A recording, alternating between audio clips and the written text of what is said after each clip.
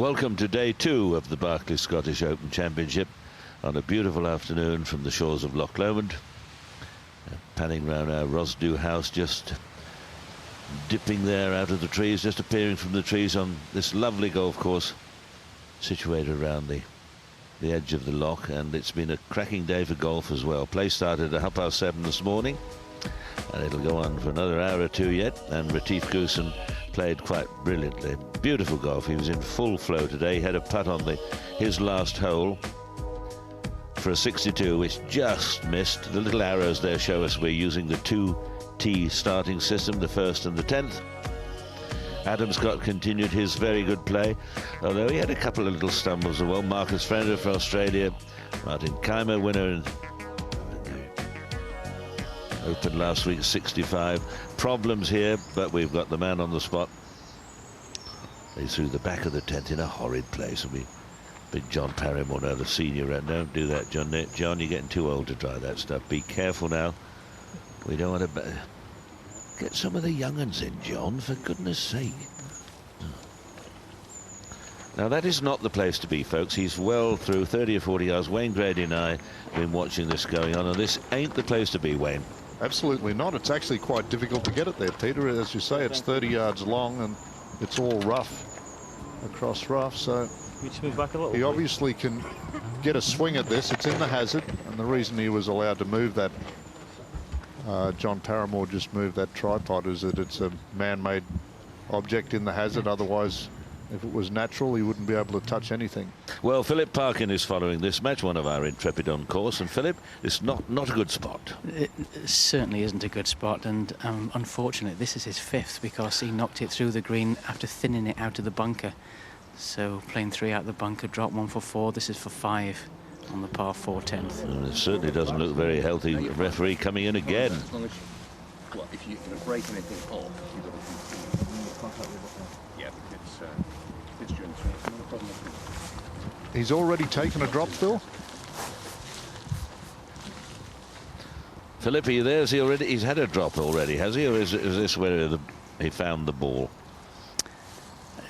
Yeah, it's unfortunate he couldn't find anywhere better to drop than this one. Well, almost impossible to control this shot. The art of dropping. Oh, that's come out pretty well. Look at that for a shot.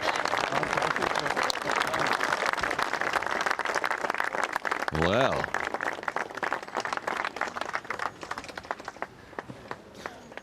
Still that for double bogey. Only 4 under total. Round of 67 yesterday for Drysdale. Even par today. Fisher on 13. There's a birdie putt. More in medals with this match. Ross Fisher, I've got high hopes for this young man. I'm sure lots of his followers have too, but he's playing very mature golf. Well, that was a little unfortunate, but he's looking good. 5 under. Ian Poulter. Paul Eales is down here with him. Yeah, he's left his first attempt to get out of the bunker in there, so this is his 3rd shot for Ian on the 13th. And that was out of his foot mark or out of a divot. It roll back and settle down, Paul. So he's having a few trials here on the par 5. It's interesting watching the play over the last sort of couple of hours. There were absolutely barrages of birdies and 2s and 3s and all sorts of things. Suddenly it really has cooled down a lot. Here's Drysdale trying for a 6.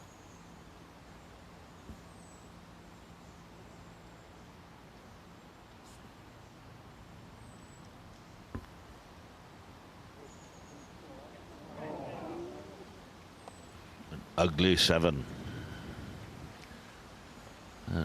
Take some of the stuffing out of you. Qualifying score is going to be very low, probably might be level, but looks to be under par. 65 players, and those tying will go through to the weekend for a further 36 holes.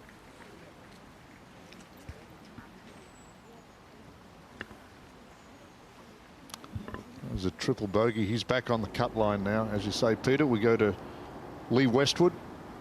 Second shot on 13. out in 32.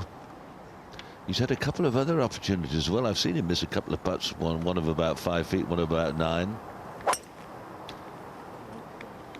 262 yards to the flag. He gives it a good old whack and lands it right plumb in the middle of the target. A beautiful shot. Just a little pitch up. Flag not very far on the green, as you can see. Big hole today.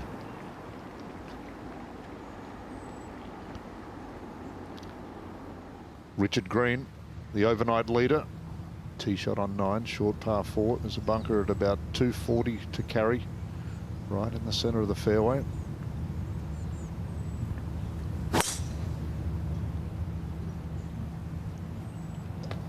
Beautiful, elegant swinger of the club. Ooh, just a little bit of a mistake through the fairway. Now Poulter. He's having a bad time on this hole. 4th shot, and he's got it up onto the green. Yeah, just about. But he's staring a 6 in the face. Here's Rory McIlroy. Now, can he reach, you think, Wayne, from here? Needs a good old clatter, doesn't it? Yes, he's been consistently longer than the other players. Oh, stay. Just drifting a touch right. Now, ooh, difficult up and down. The green sits up about 2 or 3 feet above him there.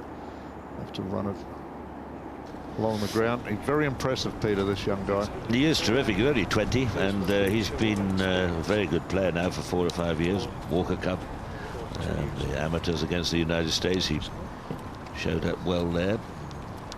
Perhaps not as marvellously well as we'd hoped, otherwise we'd have won the trophy, but he's turned pro and he's doing very, very well early in the piece. Get up. Get up. Second shot on the short, par 4, 14 for Hansen. The flag just moving a little bit. There's a little bit of breeze. It really has been glorious weather. We haven't seen a drop of rain. We've got the fishermen out. We've got the wildlife. Everywhere you look, there's the most scrumptious view. Ah, lady fishermen. Now that's it. You just don't pull it back over your head too far, otherwise you'll end up in the bushes. It's all in the wrist, you know, isn't it? Well, Ken's not here. He could give us a bit of a critique on that. I've got no idea. Oh, Ken and his boys. And Faldo. Have you seen Sir Nicholas Faldo? He should the old right and left hand there. Pool. They're waiting for the supper. Now, let me show you, dear. Come on, this is the way you do it. Oh, there you are. There's some big uns in there.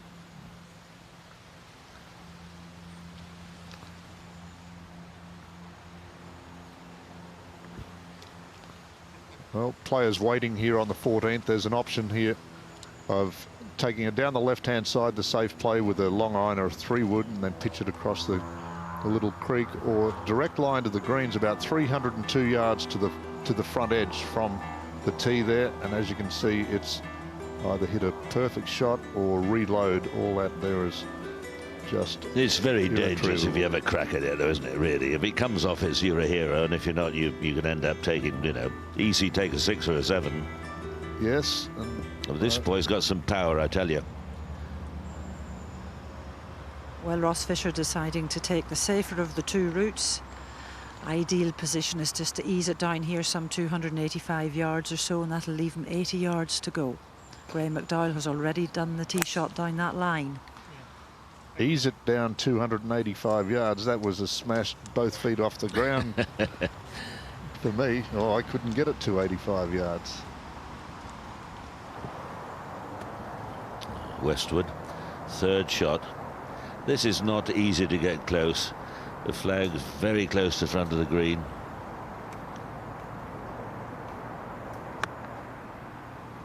It's a shot of about 50 odd yards, and he's played it quite beautifully.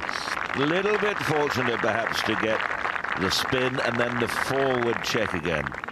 We've seen many a shot like that bounce the second time, take spin and go back off the green, but not that time. He missed a putt of about 4 foot or so on the 9th, and he had a putt at the 10th of about 10 or 12 feet, which he also missed, but he looks very impressive. Played well, very well last week, the French Open up until the playoff hole. Now McIlroy also a tricky one. Well, this is an awkward one, just because it's such a tight lie here. Got to make sure he gets the ball nice and clean, pitching up some 5 feet onto the green, and then it'll run away from him. What a super shot.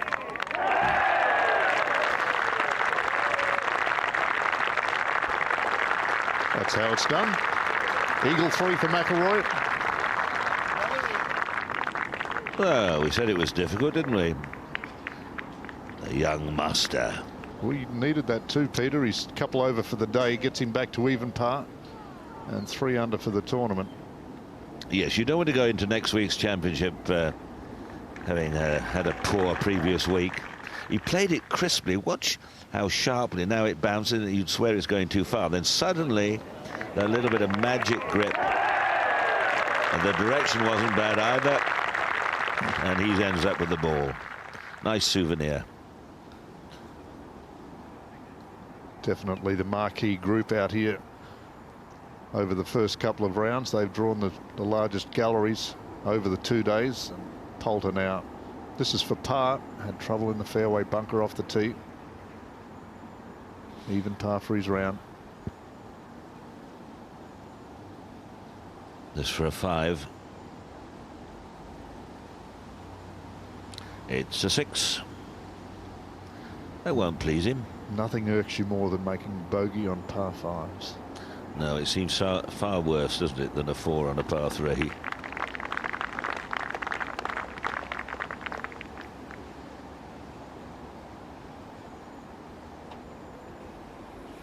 Paul, what's it like out there? Are you having a nice stroll and watching the golf? It must be very enjoyable. It is very, very enjoyable, and I'm certainly enjoying the golf of Lee Westwood. Great chances missed at 10, 11, 12. Surely he can't miss this one, but he's already had 5 birdies today, so it's been an exhibition from Lee so far. He jumped out of the boxes, Paul, with birdies on 1, 2 and 3, so he's obviously feeling a lot better today. Yeah. He's hit a couple of these too hard. That wasn't slow, was it? But that's a 4. That's in. Forget it, son. Move on. 5 under today, 3 under overall. Next week, of course, the championship starts at Turnberry on the west coast. Hopefully we'll get some nice weather. Of course, I'm told is in good nick. Hansen for birdie at 14. Feel like he's given a one away there. Short par 4. Flag very accessible today too, as these players walk over to that 14th tee. Nice to see a lot of youngsters here this week. It's nice when we see them at every golf tournament. And I always think how fortunate that the game of golf has been to get so many young people interested, and it's beginning to pay handsome dividends now. The whole plethora of young amateurs coming through and young professionals doesn't appear to be so in the ranks of tennis, which I enjoyed watching from Wimbledon for a couple of weeks, but we do seem to struggle to find the tennis players. Richard Green struggled with his second shot here on 9. This is his 3rd. Ooh, this will be a poor bogey if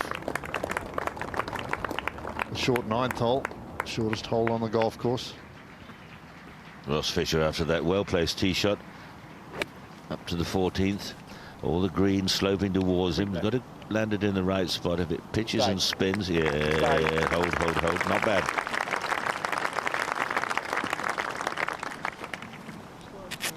Those trees in the background there, it looks to be quite a breeze out there this afternoon. Castagno for a par. He's been going very nicely. Missed a couple of chances as well. And there's another one. He plays very well. He holds putts, but he doesn't look very convincing, I must say, at times with the old blade. He looks suspect with the short ones, doesn't he? I remember watching him earlier in the year. He had 3 runner-up finishes in 3 starts, but I saw him on television at home, and he was very suspect over that short putt. Now the players wait on the 14th tee. This is where you've got the choice of going left or right. And I don't think the wind's really in anybody's favour today. It's a big hit and a big risk to go for it. Do you reckon you could have a cut for it if you're a monster hitter? Well, I think Rory's first up. He's made eagle on the previous hole, so he's away. And Paul Eel's down there with his guys. Where's the wind, Paul? Well, the wind's helping off the right-hand side, and it's 307 to the front, so definitely within the compass of Rory, and it's obviously in his mind to think about this here.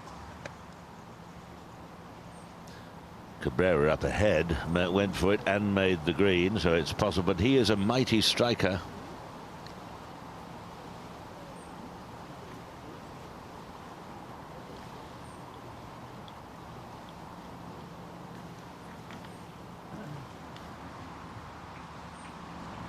And let's have a look at Cabrera. His tee shot on 14, driver. It's a little left to right, holding it up against the breeze. And look at that.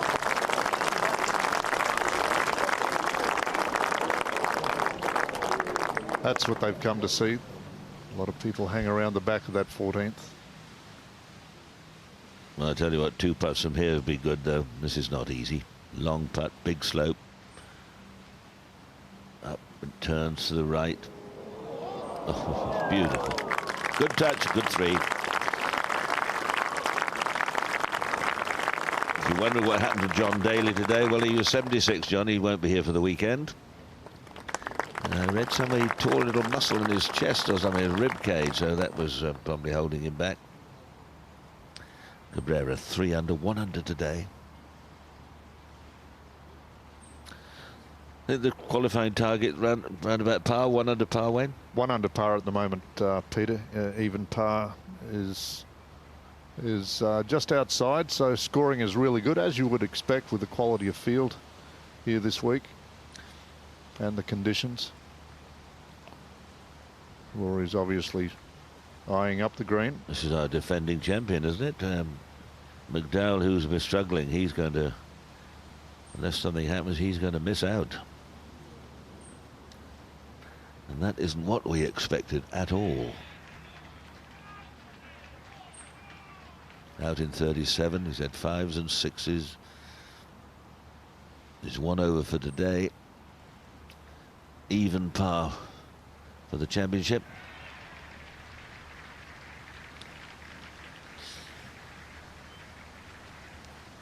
Good crowds, Maureen.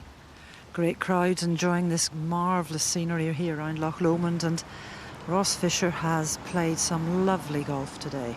4 birdies, 1 bogey. This one would move him to 6 under. Much easier putt than McDowell's. He's left himself below the hole. Graham's was a little bit like putting down a marble staircase. This one is much more gettable.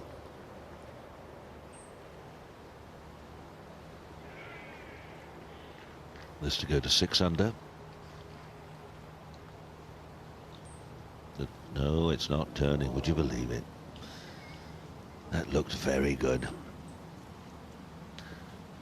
McIlroy, the plaid trousers, rather bold, and looks to be out with the driver. See the clump of trees in the middle. You can see the grandstand on the right. The green's right in front of that. So it's very intimidating. You've got to have the courage to swing through and don't quit on it. McDowell for his par. Still a bit of work in this one.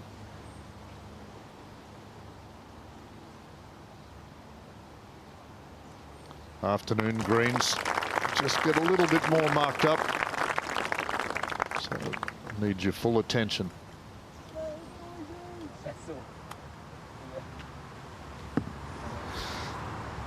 Oh no.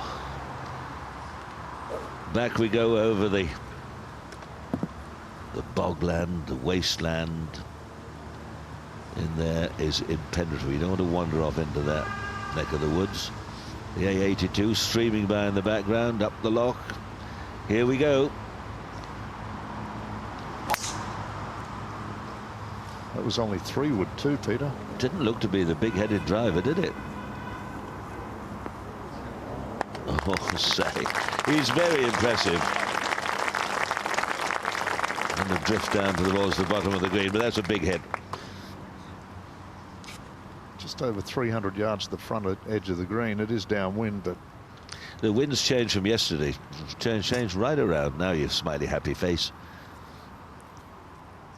Tempt the others. Well, Lee really has been playing superb golf today. Not much room for error on this one, although the wind is helping a little off the right-hand side. Certainly Lee can get there. 6 birdies so far in his round. Lee's got 3 wood as well, Paul. Yeah, that's all he needs to say. Just get it up in the air there. Good solid hit, and the wind will do the rest. Well, I say a wind, it's a strong breeze out here.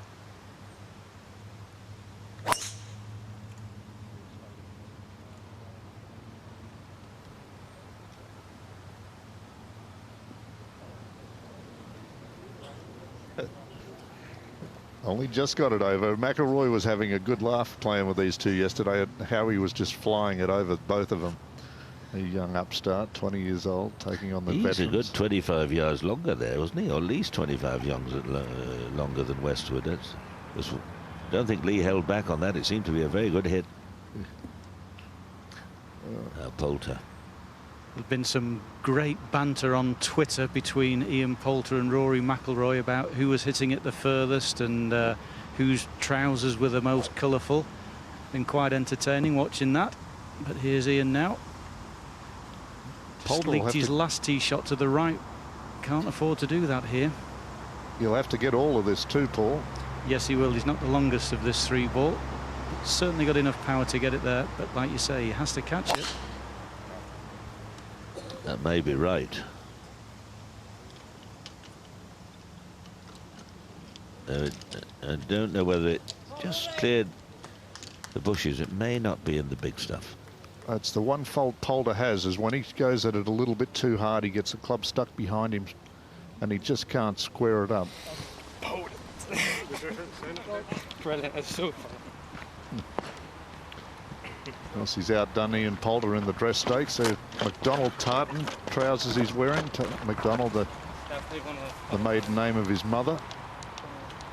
You're a massive information. Have a look at this swing. Now, he doesn't hold back on this, but what I like, he's so balanced at the end of the swing. Now, he's giving it pretty well, everything he's got with this 3 wood. It's a mighty blow, lovely position at the top, legs going down and through, head still, although there is a bit of movement there. But watch it there, he's able to hold it there. No falling off. We saw Poulter's right shoulder come up and he played a bit open, pushed it a bit right. But that's a big hit from Rory. And a good one. That's brilliant as well. Whenever they're in the ski lift, he sticks his tongue to it.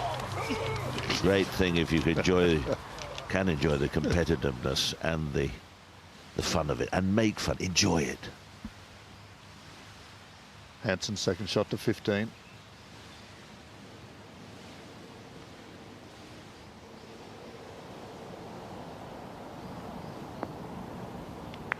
Very nicely done.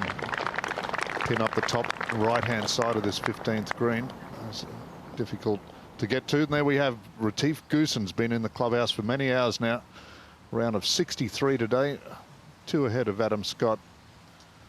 Fraser and Keimer also in the clubhouse.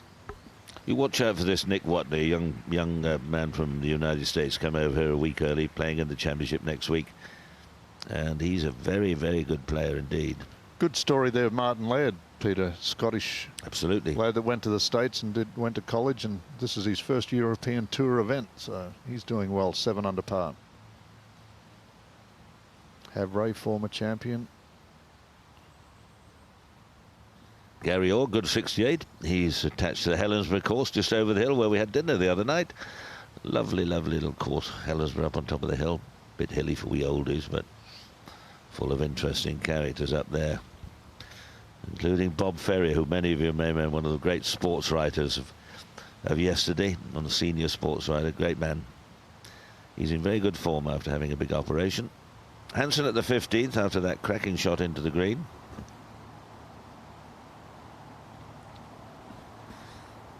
This will take him to 8 under if he can get this in.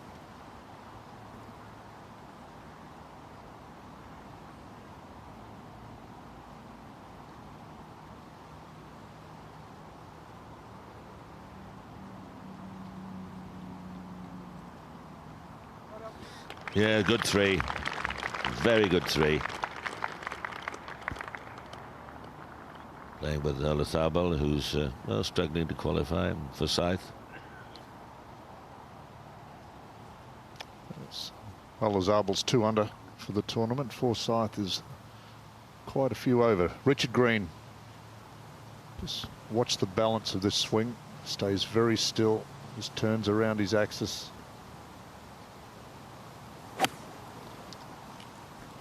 Keeps his head as still as any other player. Or just a little unlucky. Could have fed back around onto the green. Westwood pitching up the 14th. Oh, a little dabber, but he's played it a little bit too high. It'll turn a little, left him a horrid putt. Doesn't swing as much left to right as you think, but a lot depends on the speed. He can't hit it too hard. I saw him put one of those, exactly the same type of shot. He thinned it right over the green on the 3rd yesterday into the lock. He does struggle a little bit with those short pitches. Particularly when the grass is very tight. Some of the fairways here, particularly around the greens, are almost as good as a lot of clubs' actual greens.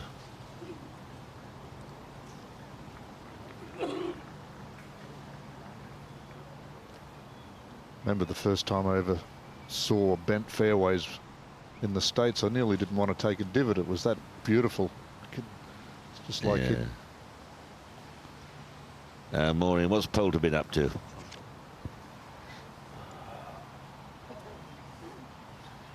She's nipped out for a cup of tea. Well, we saw his tee shot flash away over there. If he's here for 2, he's done quite well.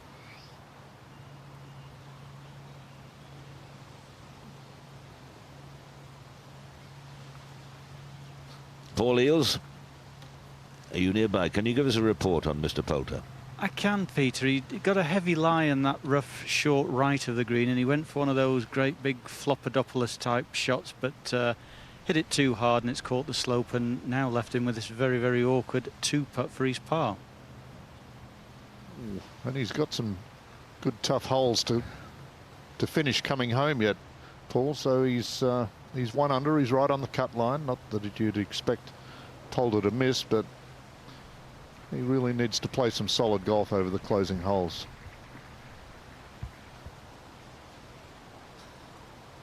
Slowish putt up the hill.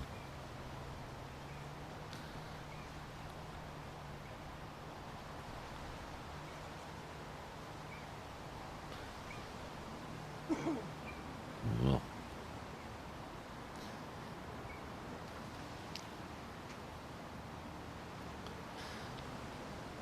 Coming off bogey on 13 as well, so. Ross Fisher. Very impressive. Powerful. Put some very good here. Oliver Wilson, Ross Fisher. There's several of them now, young names that have come up over the last couple of years. Who could do very well next week at the championship at Turnberry. McIlroy now for eagle. This would be back-to-back eagles. Move your head, Lee. Oh, just brushes the edge. So that's eagle birdie for McIlroy. Steadied the ship. Get him to 4 under. A little bit of work, but I'm sure he can handle that.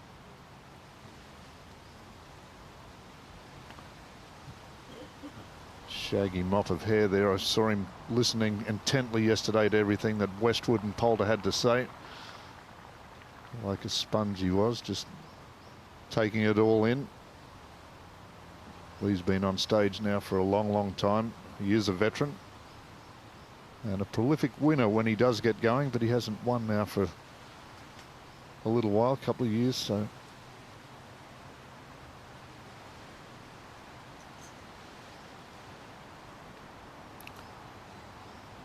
averaging just under 30 putts around, which really isn't good enough at the top level.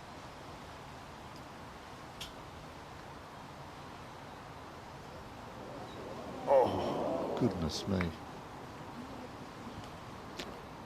Was in until just the last second.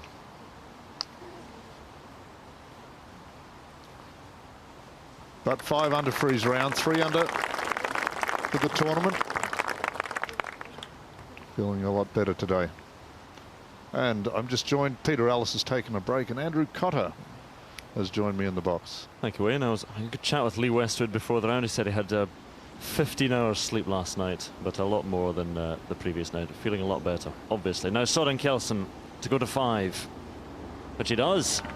A lot more sleep than you got last night too, wasn't it? I heard you were out late last night, is that right? It was against my will and better judgment, but yes. Not much sleep.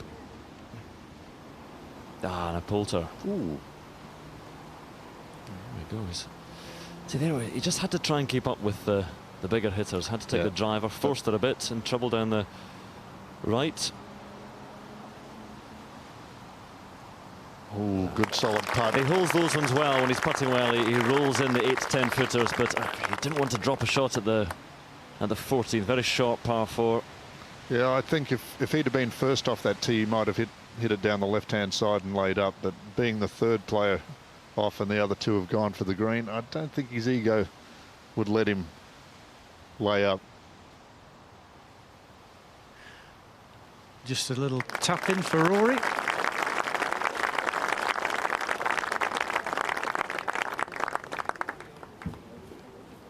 Looks like he's been doing it for a long time, Paul, doesn't he?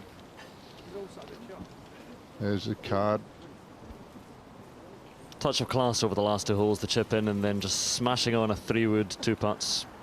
Eagle birdie. Up to the 15th. You see the flag today, the pin location on the right-hand side, the upper level of this 2-tiered green. Well, Graham McDowell has work to do to make the cut, which looks like being 1 under. Ross Fisher going along rather better.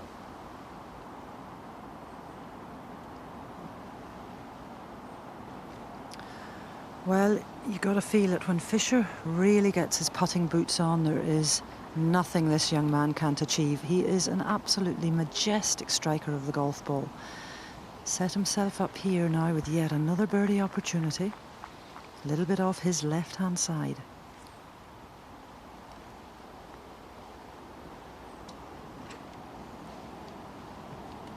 That was never there.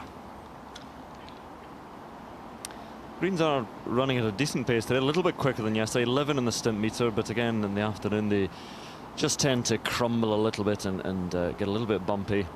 But that was a half-hearted effort from Ross Fisher. The scores have eased a little bit this afternoon, Andrew. That's even par is just 1 spot out of making the cut now, so it's getting tight. Richard Green, 3rd shot on the 10th hole. Saw him miss his 2nd, unlucky to hit it to here. This is very holeable.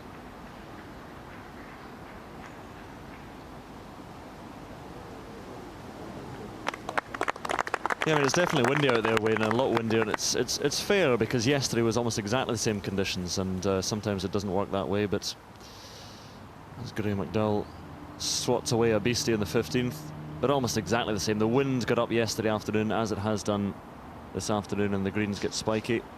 It's probably just a touch warmer today than it was yesterday. It was quite a balmy 19 degrees.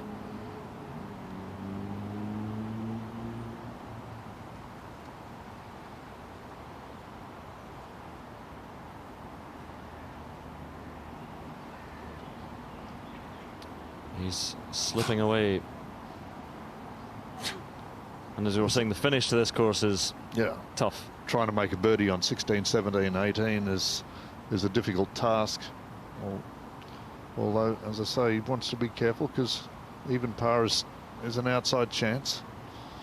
And judging by the way the scores are going, it could get there. Cabrera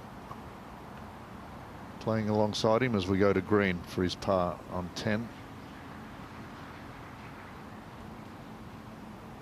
Only won 3 tournaments in his career, last being in Austria in '07, but he's just an accumulator of cash.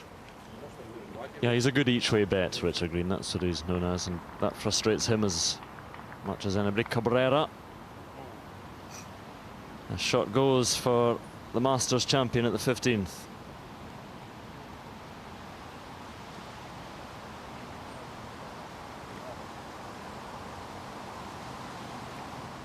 And other Spanish oaths.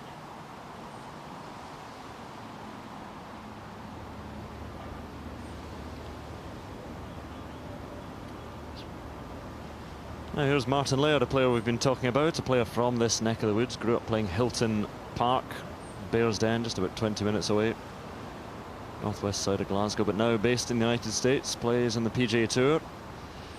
And this, for a birdie at the 9th, taken to 8 under par.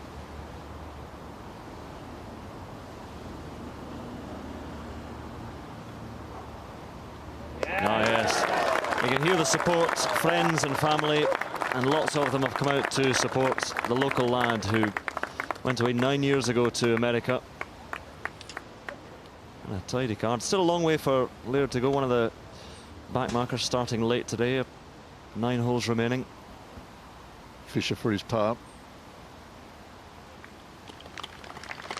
Nicely done, 7 under.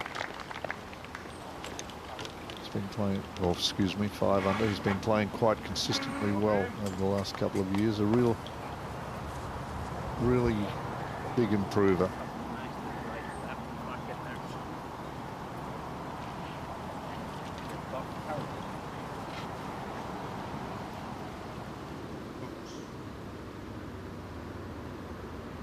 Up to the 16th in Soren Hansen. He's got to get all of this out of that first cut. Oh, and has he? What a shot from Hansen.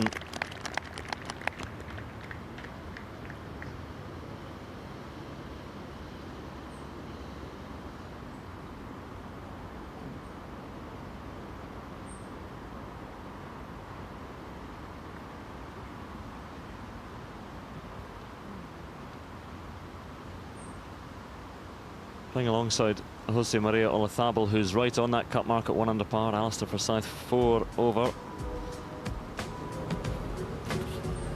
Yes, but 4 under for the day. It's Soren Hansen, and you can see he's making the best progress of the afternoon starters. And in fact, Soren just going about his business very quietly and effectively, as he's done for the last couple of seasons. Made his Ryder Cup debut, of course, at Valhalla last year, and in fact, he's had a very good run recently. He's been in the top 10 for the last 3 tournaments, including the US Open. So Soren Hansen, a man to watch over the coming hours. Martin Laird, great to see the Scot doing well on home soil. Richard Green back where he started at 7 under.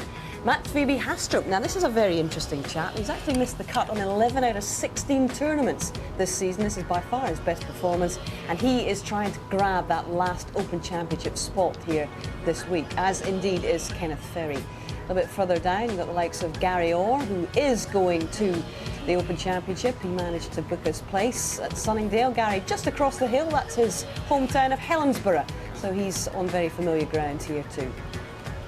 Jeff Ogilvy is in today. He's already posted a 1 under par round of 70. And those were the arrows at the side, and they started their day at the 10th. It's a 2T start here. Brian Gay, a 2-time winner on the US Tour, also going along relatively nicely. Paul Lawrie, he'll be here for the weekend too, after a 72 1-over today for Paul. But that's where we are. It's Retief Goosen, relaxing in the clubhouse, no doubt, and watching everyone else go about their business for now.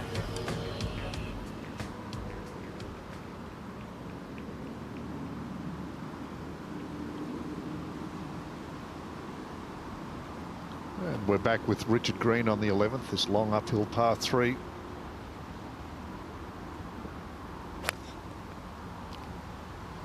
Today playing 223 yards.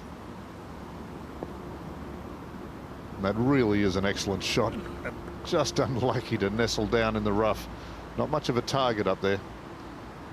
Hansen's done something here. He's called over the medics.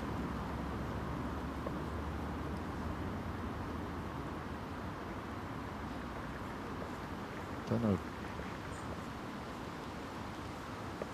know what they're going to do. Cotty. Well, if it's a sprain or something, not much they can do, but maybe a bee sting or something. Do the magic spray. Poulter, second shot 15. Can't see the flag.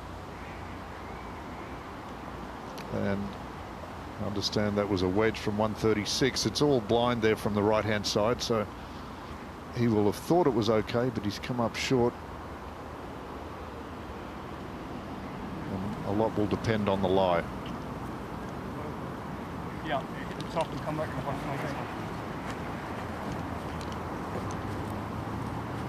129 yards for Lee. Better angle from the left-hand side of the fairway. Just got a wedge out here. And that pin's just cut 8 paces over the bunker. So tight front pin here. Wind a little bit off the left-hand side.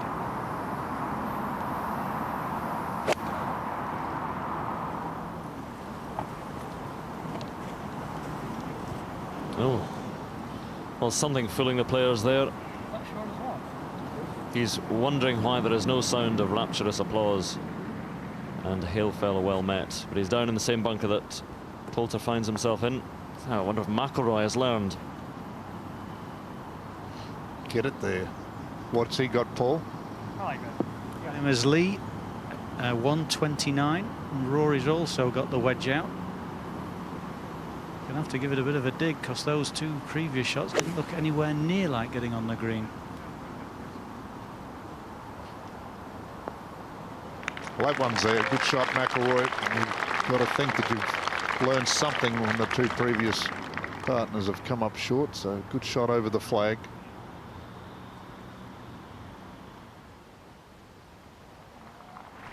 '20th in the Masters, his first Masters appearance this year. 10th in the US Open. Can he go a little better next week? Yeah, continue that progression. Now, Soren Hansen at 16, we saw his second shot, great shot out of the first cut of rough, but we also saw him having a little bit of treatment to his hand. Roll this in, 2 more holes to go, get them out the way, get it treated. And you can see how much the breeze has got up this afternoon.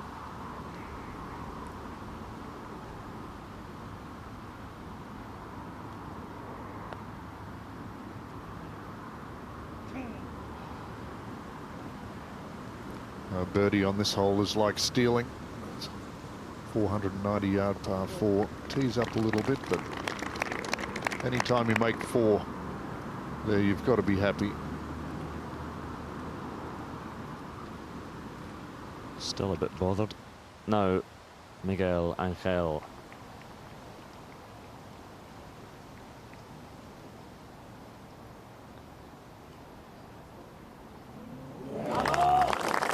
Vamos, cried somebody, and he did.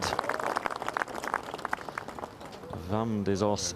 He loves this week. He stays at the same place every year and puffs away in a few cigars, keeps the midges at bay. He makes me laugh every time I see him. He's just a fantastic character. Poulter now. Very nicely done. Ball lying well, as is Westwood's. These are the shots that these players just eat up.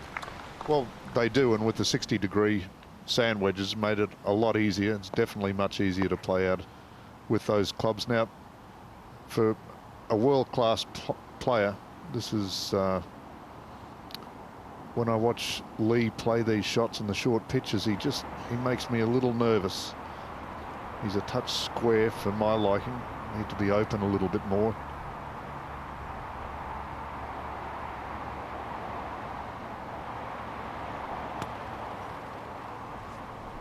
Yeah, it's just he needs to be a little bit more open to allow him to swing down the line of to the flag. There, it looked like he had to almost pull the ball by releasing his hands too much, and it's not very good distance control there from Westwood. It's not the toughest bunker shot in the world, that. Maybe that's why he hasn't won in a while, because definitely his ball striking is up there with the best in the world.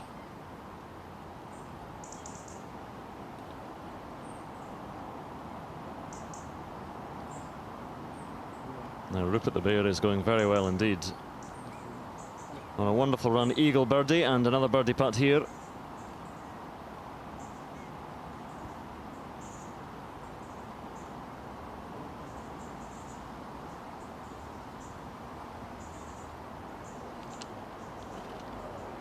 I can see it's a wide, rueful grin. He knows that the ball's starting to just hobble about a little bit in the green.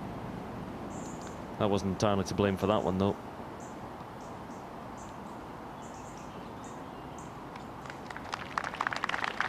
He's one of these players that on the range, other players just sneak a glance. They don't want to be seen to be too obvious watching, but they love to see him strike the ball. It's the height and he flushes the ball. He's I mean, there's some players that work their way around, and they're all very good strikers of the ball, but even at this level, he has something extra. Yeah, I was impressed when I watched him yesterday, the fact that he was shaping his iron so well, trying to draw balls into the left flags and hold one up, cut them up when the flags are on the right. And I thought he showed a lot of maturity in his shot selection. Now Westwood, this is for par.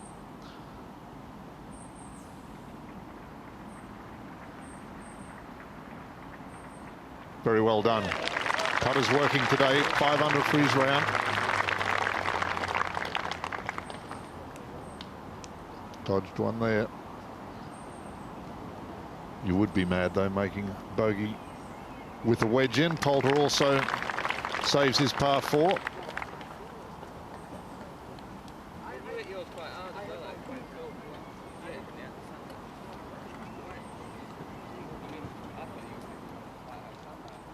They go off to the 16th tee. It's a good little gang, this one. They're having fun out there today.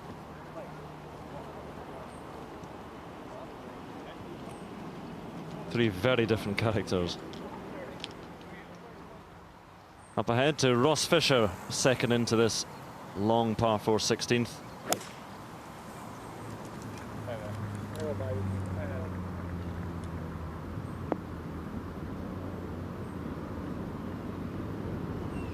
Yeah, it's not too bad at all. A long way back there to that pin today as well.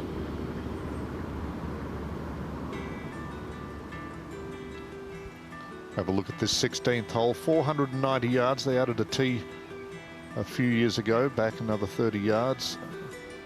Dogleg left, but those trees on the left force you to hit the ball further to the right-hand side of the fairway. If you get it a little bit too tight on that left-hand side, those trees will block you out. So you've actually got to hit it down right center of the fairway.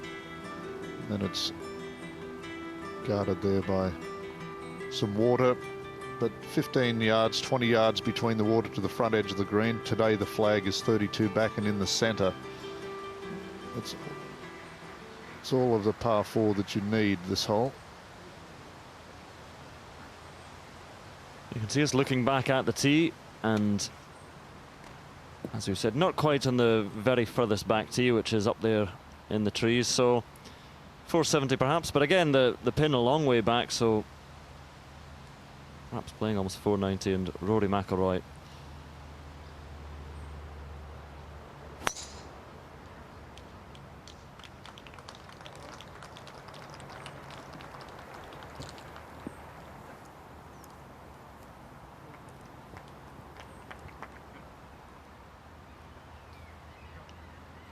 that's fine from there. Something you don't get to see a huge amount of around Loch Lomond is the ball rolling out on the fairways. Tends to be a little wet more often than not, but we've had some beautiful weather. Hopefully the rain that's forecast doesn't materialize tomorrow. Well, not a bunker on this 16th hole, but a fairway that must be found off the tee. It's a generous fairway, whole dog legs from right to left. Breeze helping a little bit, so should be able to get this tee shot over 300 yards. Easier said than done.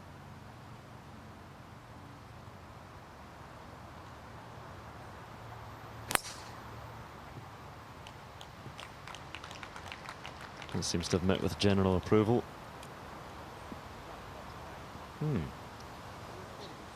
the knowledgeable fans are elsewhere. That should be okay, but that rough can cling on to it and can disappear down in there and make the second shot pretty difficult to get over that burn.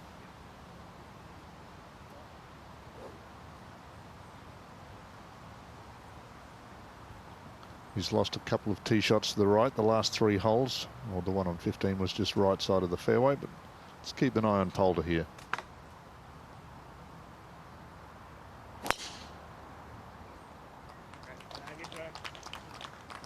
No such problem with that one. Rifled it down the middle. There's a lot of run, isn't there? The rain that is forecast for tomorrow is supposed to come if the forecasters are correct, and they sometimes are. It's supposed to come in about 6 o'clock tomorrow night. Heavy band of rain coming in. In an ideal world, it'll just come in overnight into Sunday, but Sunday is set fair.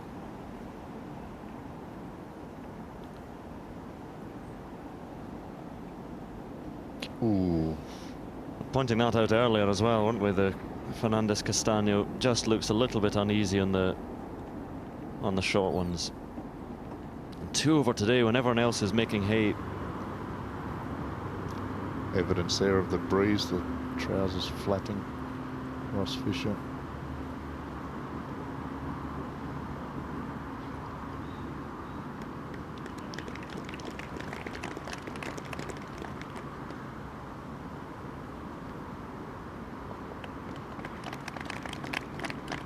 Nice par 4. See a lot of putts coming up just a touch short. I know the players that play regularly on the US tour will be finding the greens just a touch slower than they're used to. And Maureen, what's it like out there? Is it nice and warm? You got some... Oh, it's beautiful rain, beautiful, but after Cabrera's putter misbehaved on the last, he did a bit of an Argentine tango on top of it, and then strode to this 16th tee and powered it 378 yards down the fairway. He has covered this 490-yard hole with a drive and a gap wedge. And 2 putts.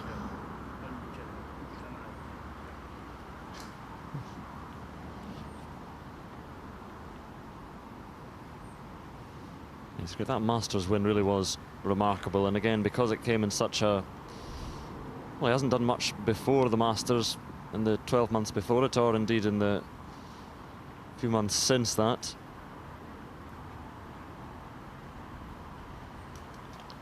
You could sell that to a lot of people, though. Win the US Open, go quiet for 18 months, and then win the Masters. I mean, that's not bad. He is a great talent, great to watch, but a little inconsistent. It pops up every now and again, wins a US Open, goes quiet, wins a Masters, goes quiet.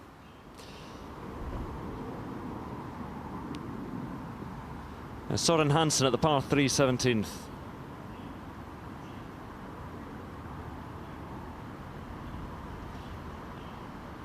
I think he just wants to get in. He's got a thorn in his paw or something. Been grimacing about with his hand. Looks a little bit discomforted. McDowell for his 4 on 16. Safely in, but he'll need a 2 or a birdie up one of the last 2 holes. Although even par now is 65th, so it's right on the number. He won't know that, of course, but in the back of his mind, he knows he's close. And down to the 17th green in the group of Soren Hansen and Alistair Forsyth, and this man, Jose Maria Olazabal. And this would be just a nice cushion for him to take up the last if he could roll this one in.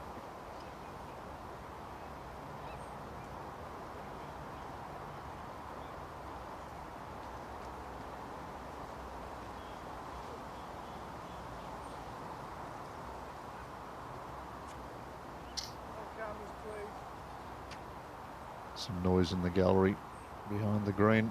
Failed. He came over and tried to qualify on Monday for the Open next week and didn't do so. So unfortunately, Olazabal won't be in Turnberry. It's a great shame. Excuse me, no camera, please. Oops. Better be careful or he won't come back next year.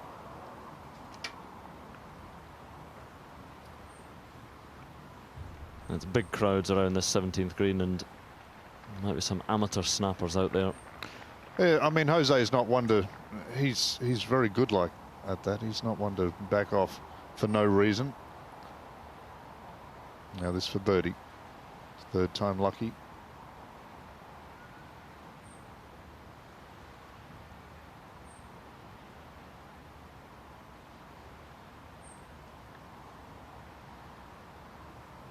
In you go. Yes, it was worth waiting for. I hope they got a snapshot of that. You know, he'll still fancy his chances of grabbing the one remaining spot for the Open. I was down at Brassey. I walked 9 holes with him when he tried to qualifying earlier in the week, and he was struggling.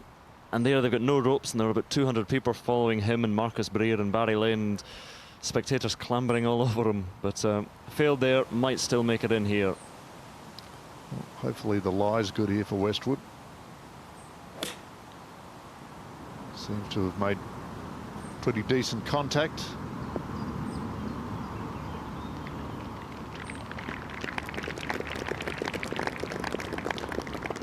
Hang on, just whoa, take a seat.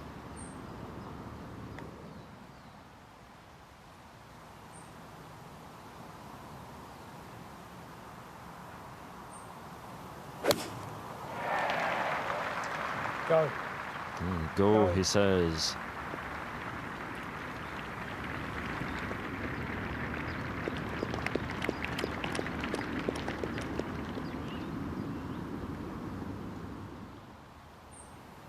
Playing alongside Ian Poulter and Lee Westwood, the golden child.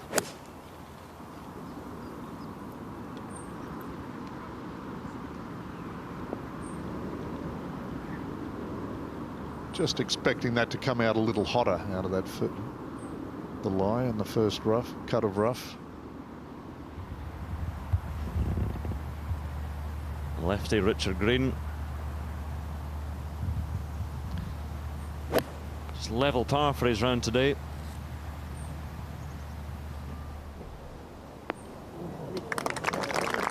That might change soon.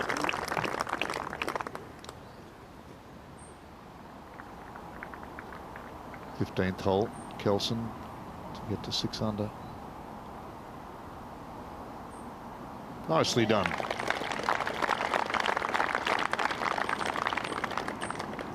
Can make a putt on that 15th green.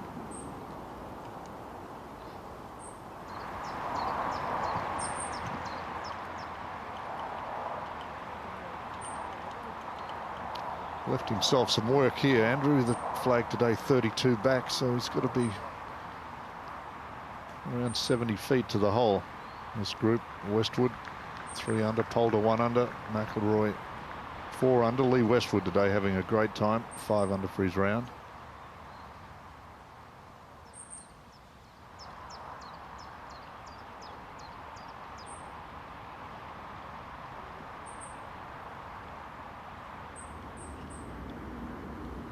Experienced man in the bag, JP Fitzgerald, was with Darren Clark, has carried for many other top names as well. Very good player himself. Actually beat Darren Clark as an amateur. Back there in a moment, up ahead to the 70th. Ross Fisher. 214 yards today, the 17th hole. Told this is a 4-iron.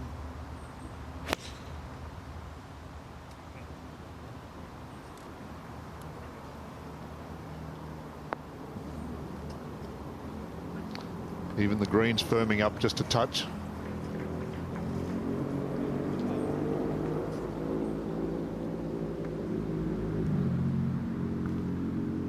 So here is this monster putt.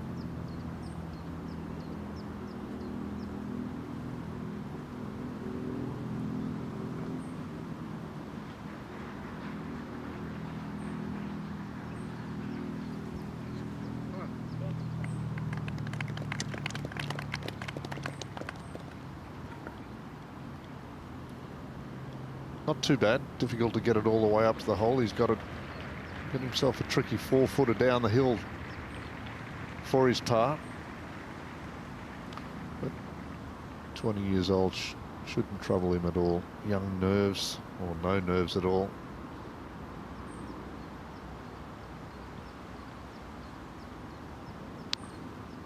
What are we going to see over the next 20 years of this young man? It'll be exciting to watch, I know.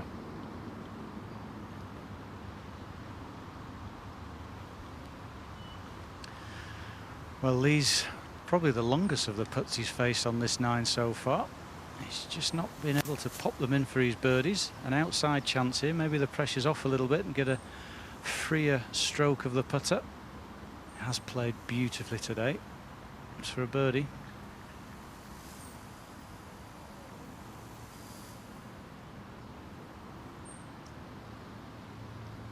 Well, perhaps a little bit scared by McIlroy's putt. Wayne's disappeared, possibly to watch some cricket. Ken Brown is with us.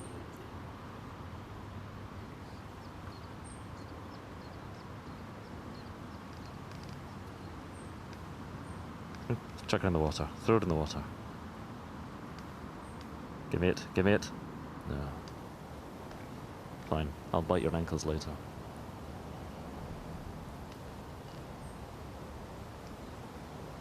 Twelfth and Richard Green.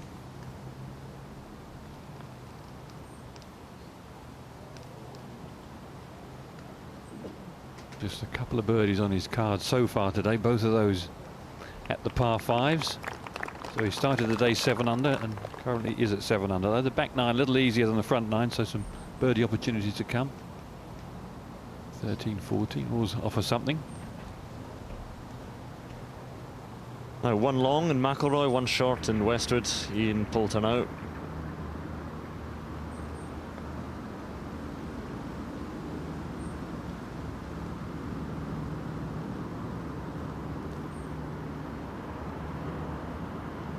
And right on the cut mark. The projected cut mark. 1 under par at the moment it looks. Amazing, 141 the cut would be for 36 holes. Top 65 and ties go through. 156 players in the field. Cabrera.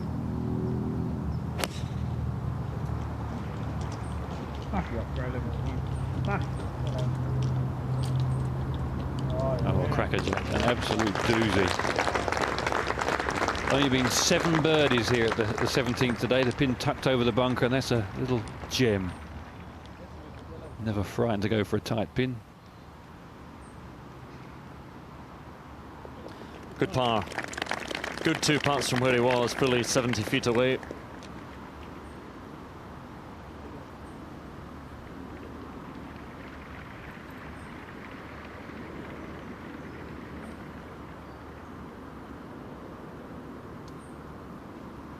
Turned 20 earlier this year, Rory McIlroy. There's a look at his card today. A little bit up and down, but that glorious eagle at the 13th.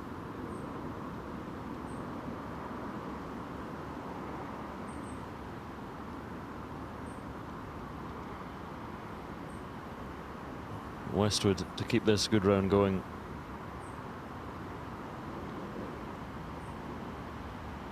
No, just as good enough.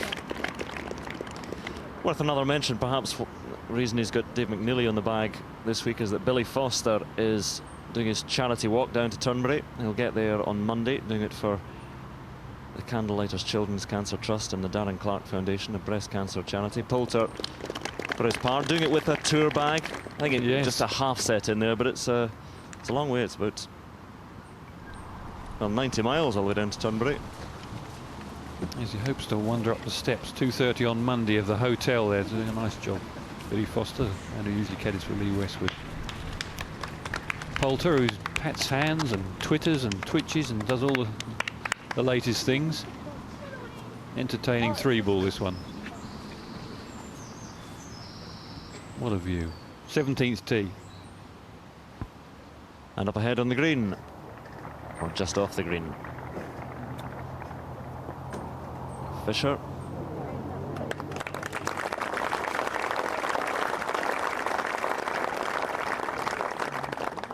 Going along nicely. 3 under today, 5 under for the tournament.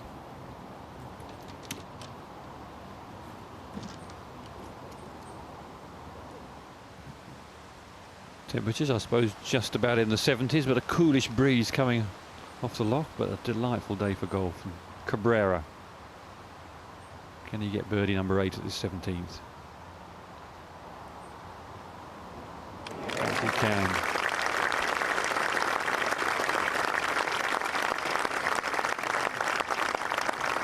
Like a stroll in the park, isn't it? There's no stress, or it doesn't appear to be. He just takes what cards is dealt and gets on with it.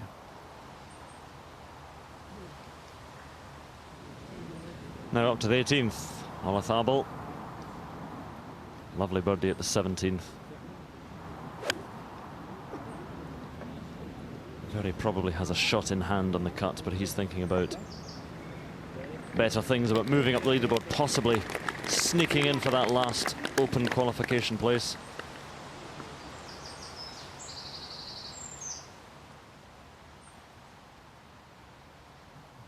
Man from Glasgow. Martin Laird, who's been playing on the PGA Tour the last couple of seasons, at the 11th to go to 9 under.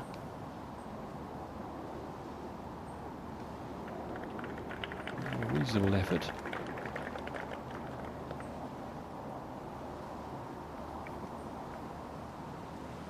Back to the 18th, Soren Hansen.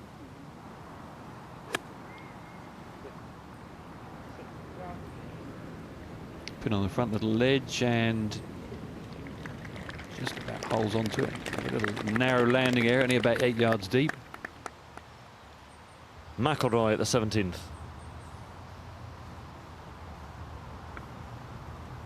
You can hit them high and watch them land very softly. The twirl is usually a good sign. Maybe not. It's a nonplus. That's a miss club. 214 yards today, the 17th. Needed one more. Needed a 9.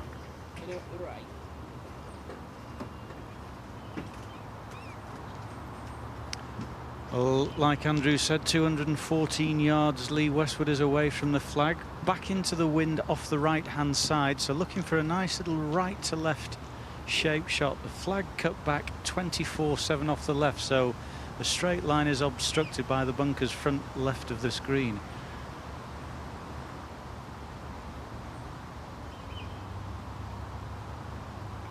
I suppose the prudent shot is 15 feet right of the cup, pin high if you can, otherwise you've got to flight it over that bunker.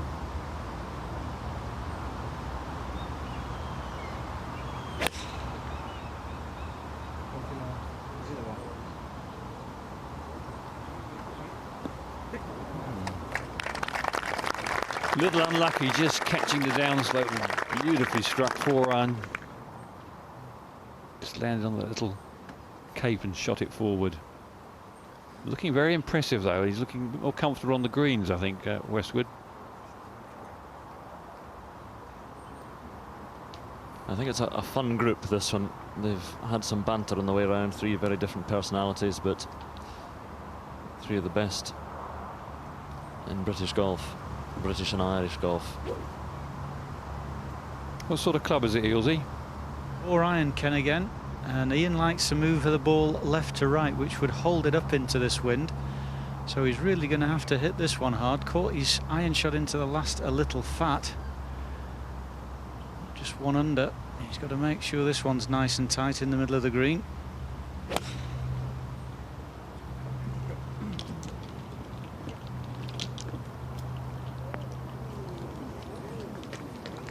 Just cutting it a fraction to the breeze, you lose a bit of distance, but they're all on the putting surface, but not too close to the cup.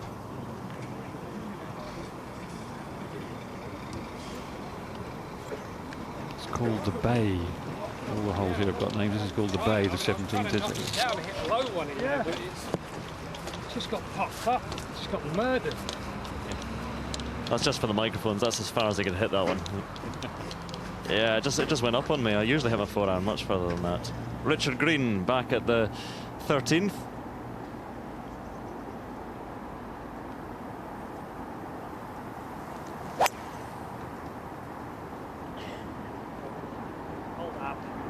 A bit of a lean by Green. Oh, it's a good shot though. But that's down in that swale, that new runoff area. We saw Rory McIlroy knocking it in from there, but that'll test his short game. Par 5 there in 2, so up and down for a birdie.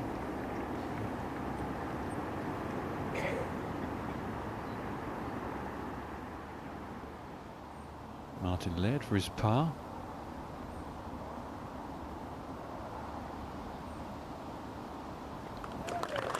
Nicely done. Got a few supporters here. It's the first time, amazingly, Andrew, that he's played on the European Tour. He played here once in a junior event when he was 14 at Loch Lomond, and it rained and he shot in the 80s, and that says that's all he can remember about it. Going well this week. Very nicely done. The Hansen at the 18th, his final hole. Down the slope from left and right. Good effort. 4 under yesterday. This looks like a 3 under round today. Par here 71.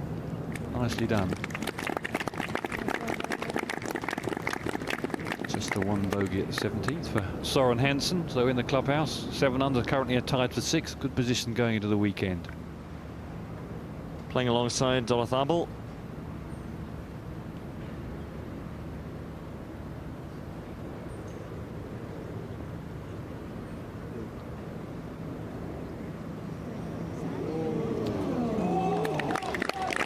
So close, so close. He's done enough, and he will be here for the weekend to try and hoist himself up that leaderboard. It'd be a shame an Open Championship without Dolithabel and his skills, but they need something special over the weekend.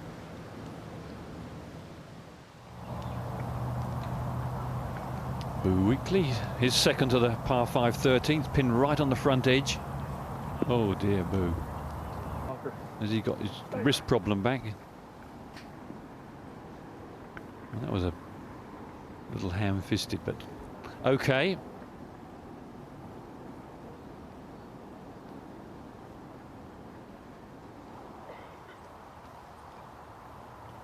What a location. Stunning. Beside the rippling waters of the Loch, the 17th green, and long putts to come for Ian Poulter and Rory McIlroy. Well, the thick end of 60 feet for Ian here coming up this green. I always feel it's a deceptively slow putt from the front going back. Hopefully Ian's not deceived and he gives it enough pop to reach. This for birdie 2.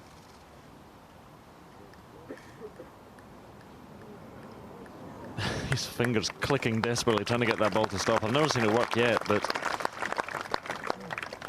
well, he's left himself a 6-footer there. Yeah, and at 1 under par, going to come at 1 under or even. He certainly doesn't want to miss it. Otherwise, he'd be right on the cut line.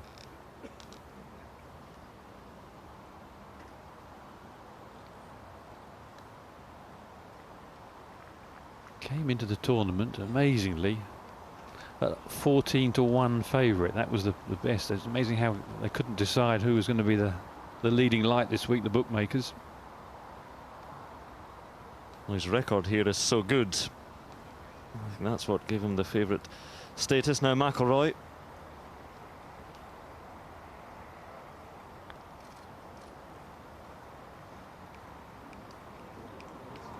Another bit of finger clicking going on.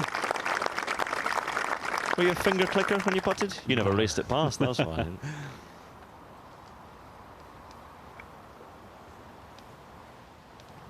Now the defending champion trying to stay in this tournament needs a birdie. Second into this par 4 18th hole.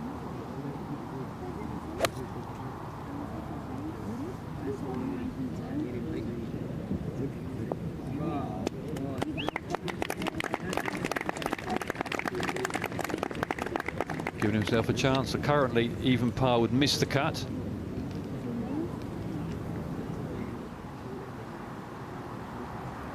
Playing alongside Ross Fisher, who's going along rather better. Be good. It is good.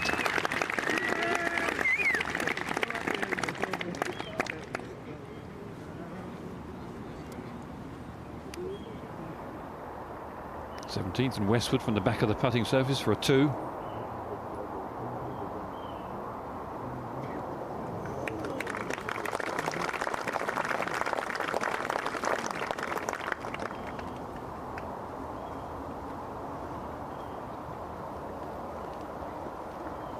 Lee Westwood, after the Open Championships, starts his new junior academy. He's going to some various golf courses about the country. I think there are 9 of them. I'll update you on the venues, but all juniors are welcome from the age of 7 to 16.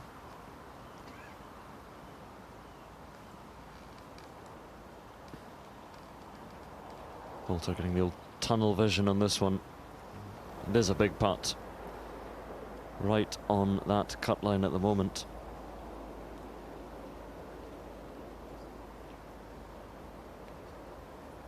Not the easiest putt to read, this one either.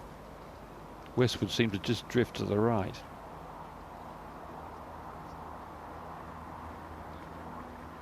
Normally holds out well. This is a little testy one. Well done. Splendid.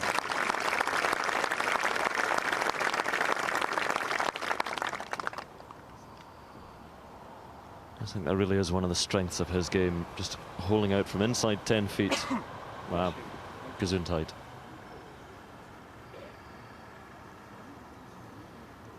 Paul Eales is down there. Had a look at this one. Pretty straight, Paul.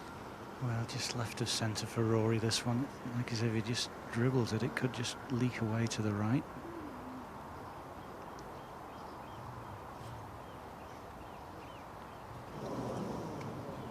Well, good call.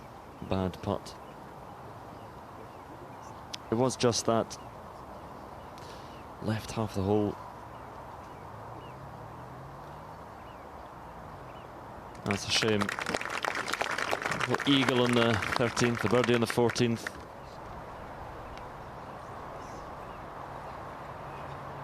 Hit at that pace, it was a misread from that sort of range, or a serious push.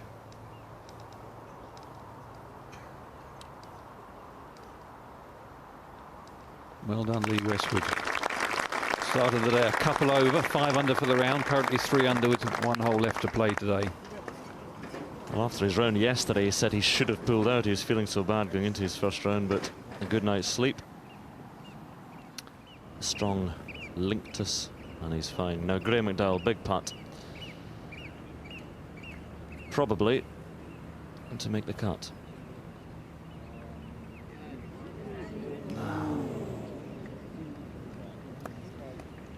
Well, a year ago, or 363 days ago, he was standing on the 18th green with a putt to win, which he knocked in, but that's maybe 1 stroke too many, and maybe early preparations for the Open Championship for the defending champion here in the Scottish Open. I think he's got a 50-50 chance of making the weekend, but only that, and he might get some a little disappointed look. He knew the importance of that shot. 13th, and Richard Green opening the blade of his most lofted wedge, maybe 60 degrees plus. Oh, sweet. Excellent shot. Lovely, clicky, crisp strike. I'll have that for a birdie. Now, Ross Fisher will have learned something from Graham McDowell's putt. Not exactly the same line, but it was quite a vicious break.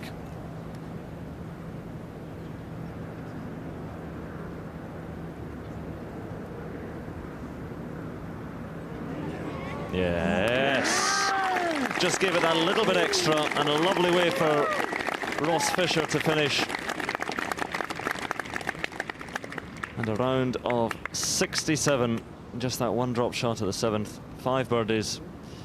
Well set up for the weekend. Martin Laird.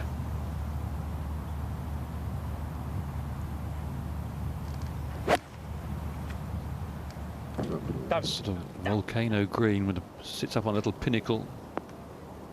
And okay, tips the ball off all angles. This green. Okay, not a bad spot. Cabrera to finish, or not. That was a weak putt.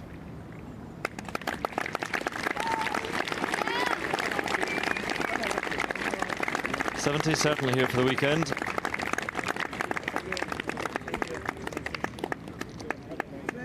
Those couple of putts he holed on the 18th green at the Masters down that slippery, slick slope there were very impressive. To sign his ball and give it to the little lad that's probably carrying the scoreboard. Listen to the voices grasping for a ball. Give us your clubs. Soren Kjeldsen at the 17th. He's a gritty player, Soren Kjeldsen.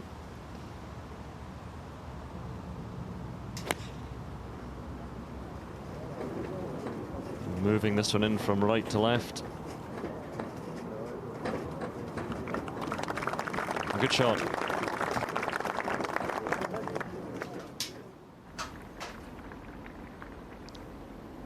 Richard Green. Come on, Richard, for a birdie. Head still. No peeking. Well done. A timely birdie for him. Seems to be treading water, so 1 under for the round. There's 3 birdies all coming at the par 5s.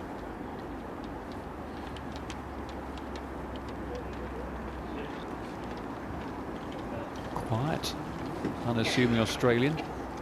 Enjoys his fast cars.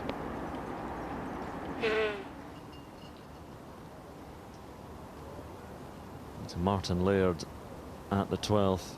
Long putt with a long putter.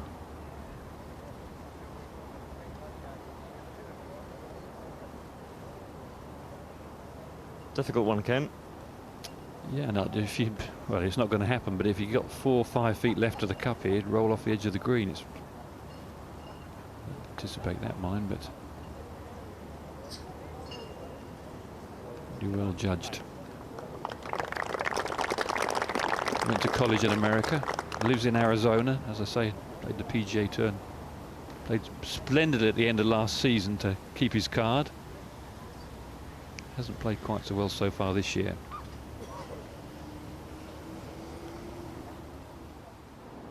Boo.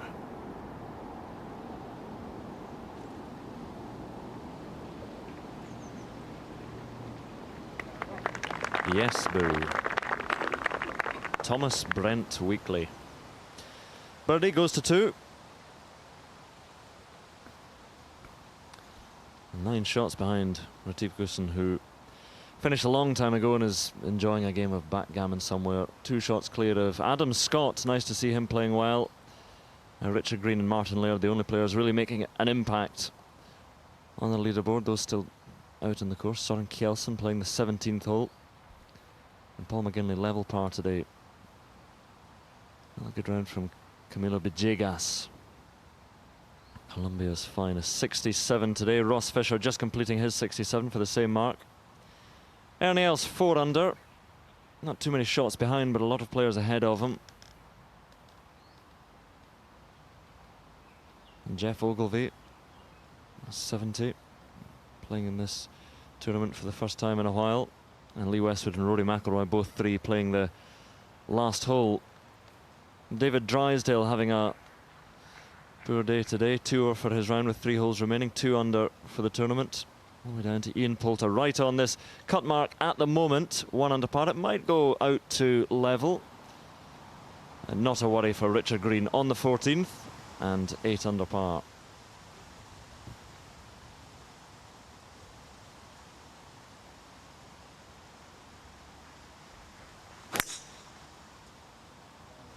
We saw McIlroy and Westwood and Poulter all having a smash at it, but Richard Green's not one of the longest, and perhaps just getting a bit cooler, a bit breezier out there. Sensible option. Yeah, you need to get the ball about a minimum of 230 yards to see round the corner of the dogleg. That looked ideal.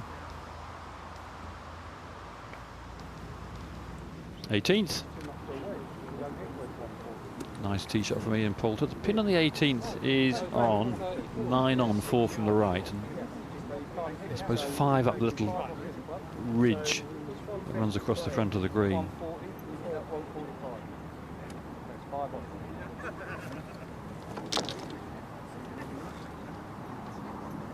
Front pin down breeze, so you've got to be pinpoint accurate if you're going to feather the ball close to this cup. Most players going a little past.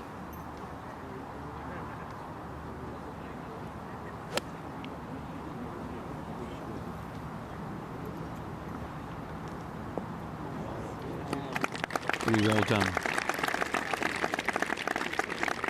He twittered this morning, did our friend Poulter, saying he was going to outdrive Rory McIlroy, but he certainly didn't on that 18th. He's about 30 yards behind him. Are you twittering yet? Well, I'm trying to learn to twit. To tweet, isn't it? I've no idea. I do. Ken Brown will be twittering, I'm sure, over the Open Championship. McIlroy. Oh, that one's gone to the heavens. Throws it in from such a height. Just 116 yards, his second shot. Yeah, it's a huge drive. He's crashed down the 18th. Yes, if you try and get close and you just pitch in a little ridge, as I say, which is about 5 yards short of the pin, it'll come off the front of the green. So you've got to carry it beyond that. And of course, by doing that, you tend to just skid past the pin. Watch how hard he hits this and how high it goes. He's trying to get maximum stop and maximum spin. Cool, that's zipped.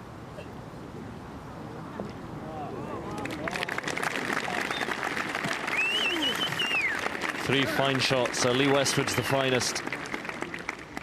All of them with a bit of break to contend with. Just to have it in the hand instead of putting it in the pin.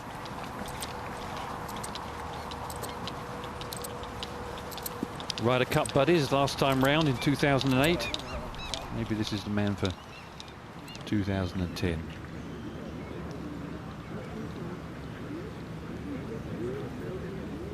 He's got tartan trousers for every day at the Scottish Open. Bit of fun, he said. And quite right too.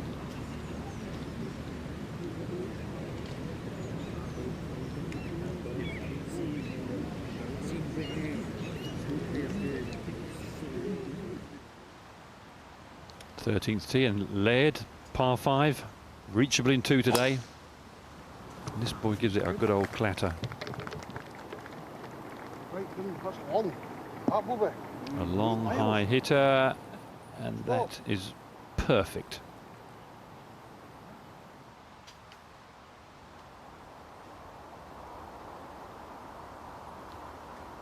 '17th and Miguel Angel Jimenez. Well done. Good par, good saver. There's a couple under.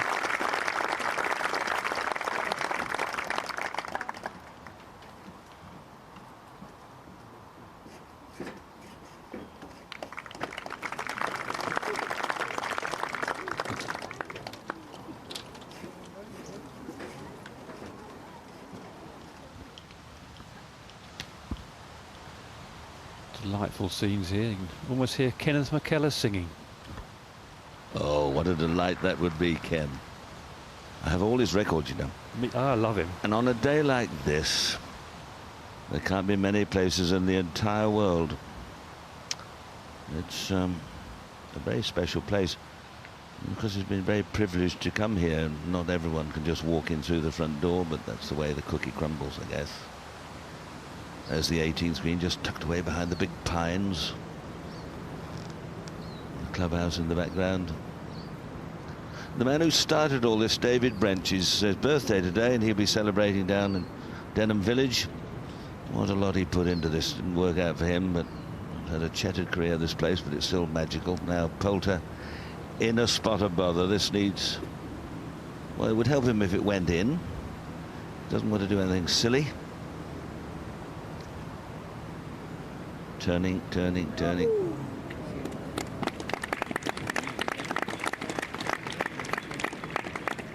I think he's okay, Ken, don't you, for the morrow? Yeah, I think he's definitely safe at 1 under. Slightly disappointing 72 today. You can see a couple of 6s and just the 1 red number. Not many birdies, eh? When he's having a look at the scoreboard. I told everyone I was going to do better than that, but I haven't. Oh, Rory, come on. Funny putt, this one. It just moves a little bit. It all depends on the speed. Good pace. See, just toppled off. Extraordinary. But a very nice round. Westwood will be the last to putt. And he'll know pretty well exactly what the ball should do. Pretty mixed bag birdies and an eagle, that yellow 3 there, but 1, 2, 3, 4 drop shots in the first 10 holes, and then another one at the 17th.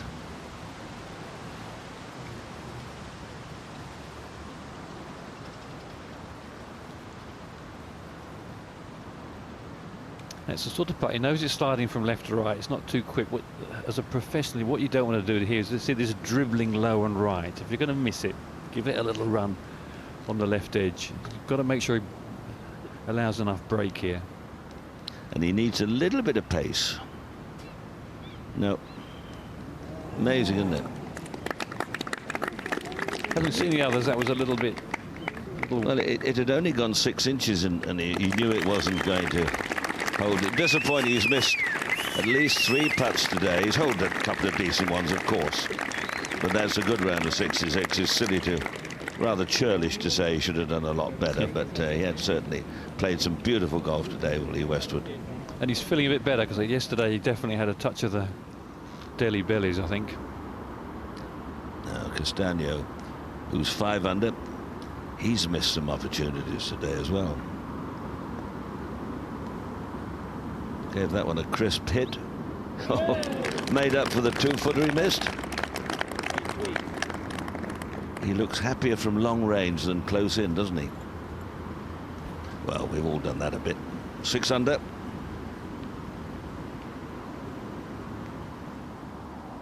Perfect layout for Richard Green. Nice tight lie. One of his wedges.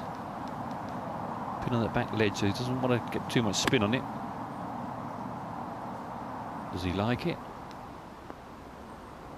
Oh, unlucky, Ken. Yeah. That was unlucky, wasn't it? We've seen those just nudge the ridge, the edge of the green, and spin right back to the hole. And that's left him a little tickler down the hill.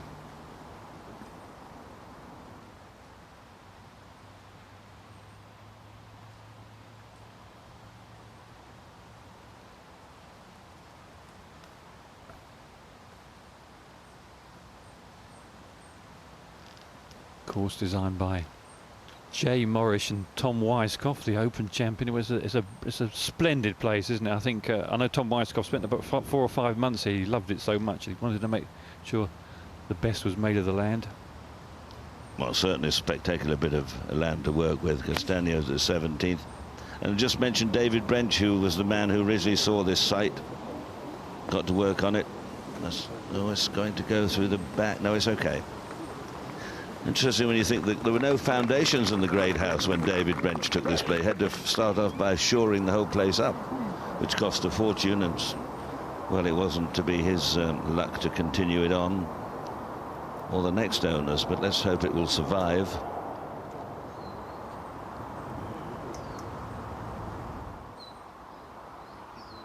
Playing 214 this 17th today, so it's quite a longish par 3, pin tucked just over the left-hand trap. David Drysdale, a man from Cockburn's Path, currently a couple under. Can he get it close to the cup?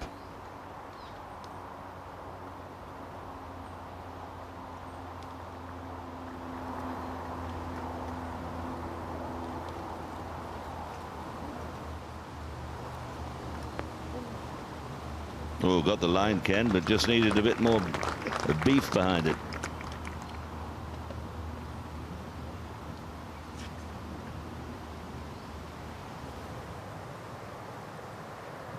Martin Laird, a little bit of a downslope, front pin, going with a fairway wood. You ask yourself in this situation, if I'm going to miss the green, give myself the best opportunity to get down in 2.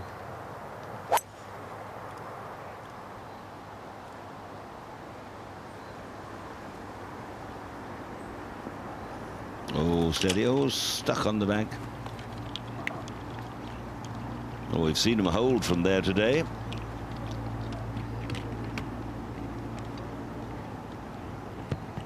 Finished 125 on the money list in America last year, won $850,000. That's just unbelievable, isn't it? Nearly $1 million just to keep your card. And when Arnold won 100,000, they thought it would never be done again. A few years ago now. Now Richard Green.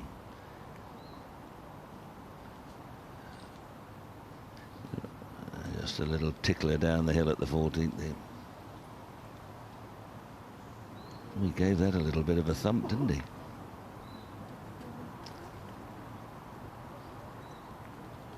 A wee bit bold.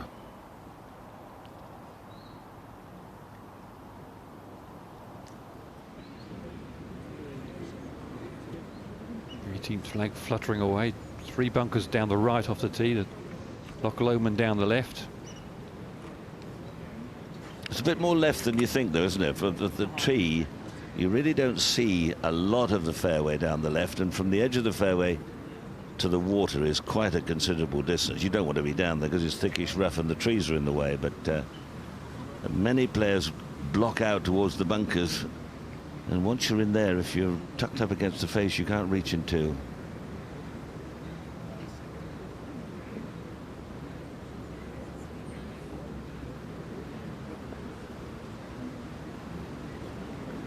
We'll checking their yardage to make sure they got it absolutely spot on. Yeltsin. Flirting with trouble. He's in the very spot you don't want to go, really, off the fairway, but he may be lucky to get it up, if not on the green, in front of it for a chip and a putt.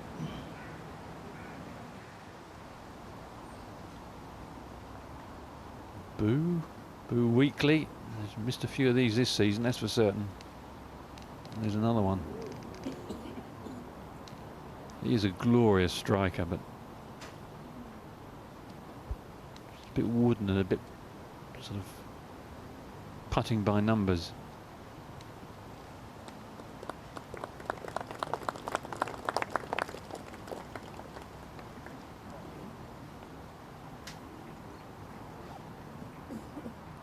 Now Green, having run it past the hole here at the 14th to stay 8 under.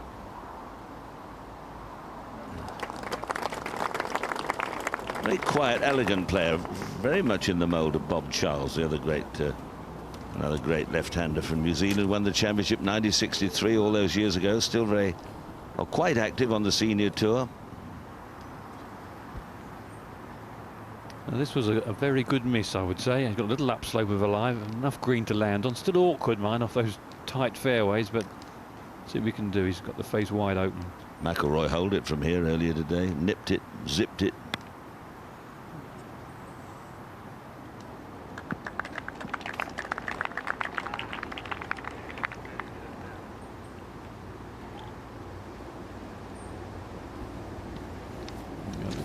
Frightened of it, I think. Just made sure he clipped it, didn't want to hit behind the ball.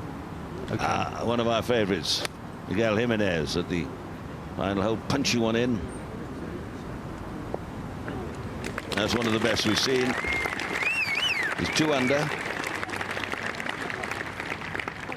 Then with Soren Kelsen, who's 7 under, and Jeev Milka Singh, who's 4 over.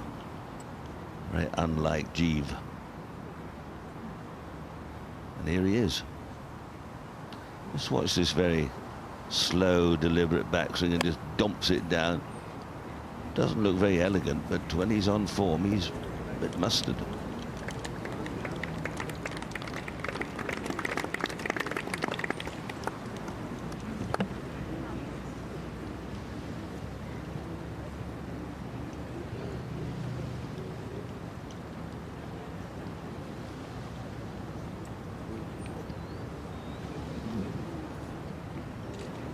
Won 4 times last year, Jeev Milka Singh, around the world on 2 different tours. Plays a lot of golf. Jan on the bag.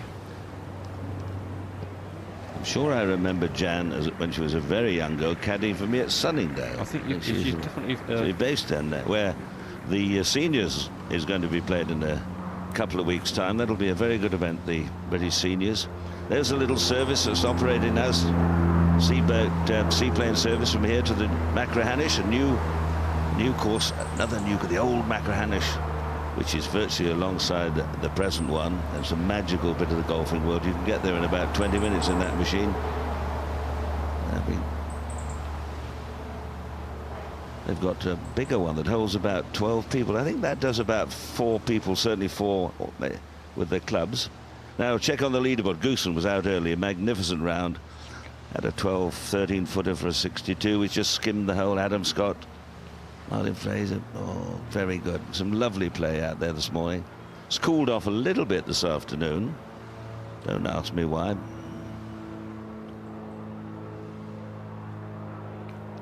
Kenneth Ferry going well. He's had a bit of a slow time.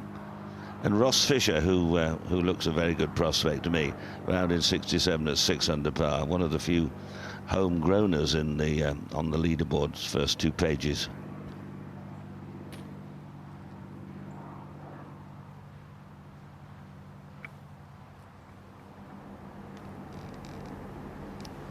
Martin Laird, 13th green for a birdie. Get him to 9 under par. A couple of strokes behind our leader, Retief Goosen.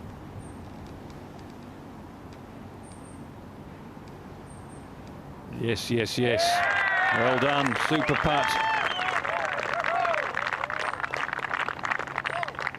He looks a fair player, Ken. Eh? Look at that, not one drop shot, 3 birdies, 9 under.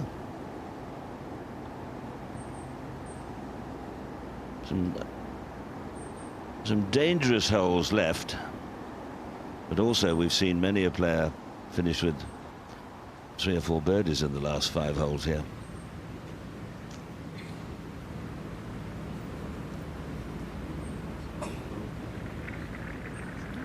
Milka Singh, 4 over. He'll be getting ready to shoot off down to Turnberry and get down there early.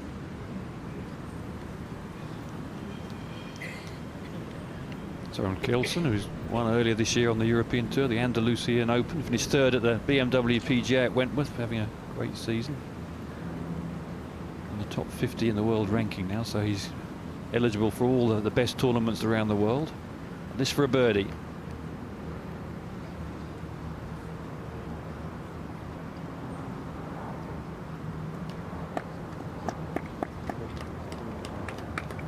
Had a chance for the Ryder Cup team in September, Ken,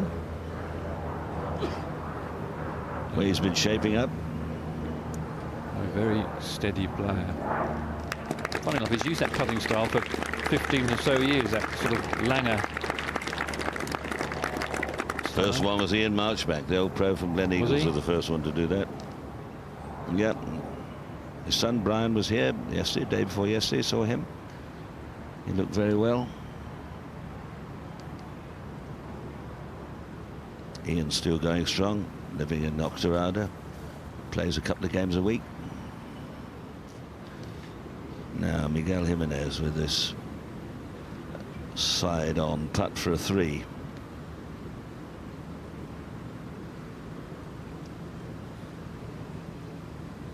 Haven't seen him this year. He usually stays down the road in Luss, the lodge on the loch. But his buddy's there.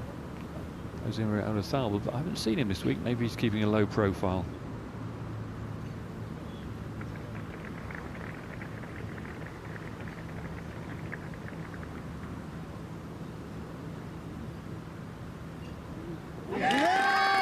Lovely way to finish. Not many 3s on this last hole. 1, 2, 3, 4, 5 birdies, 4 bogeys. Bit of a mishmash, adds up to 70. He's all on all the committees, the European Players Committees, on the Ryder Cup Committee. Miguel Angel got his own tournament. He's a real stalwart of the European Tour, a proper pro. Does everything right. Yes, you feel he could almost go back and be the club pro again, don't you, as well as everything else. He really loves his profession.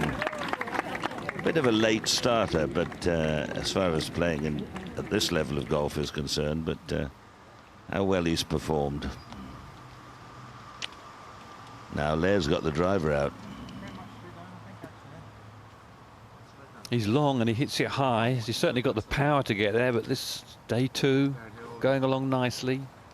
Well, the wind is different from yesterday. They couldn't really have a cut at it yesterday. It's moved round, is helping a bit from right to left, or it was an hour or so before, an hour or so ago. But of course, if you miscue and drop a couple of shots, you think, oh, why did I do that? And the target looks It's inviting, but it's dangerous. Straight up to that grandstand at the end.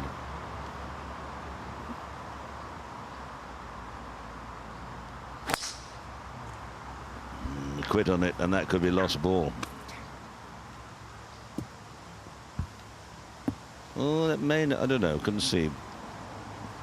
Saw it flash down in front of those bushes, but it may be okay, or it may be a bit of a false hope.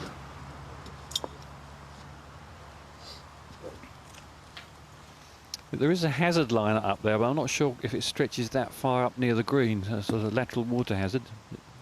It's certainly findable anyway if you get lucky, but it's in Marlborough country.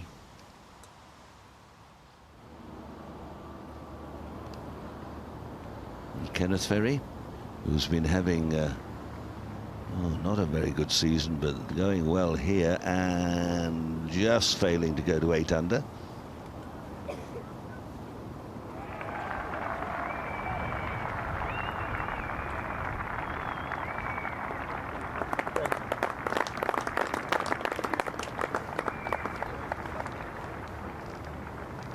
Very nice, Kenneth. From up there in Newcastle.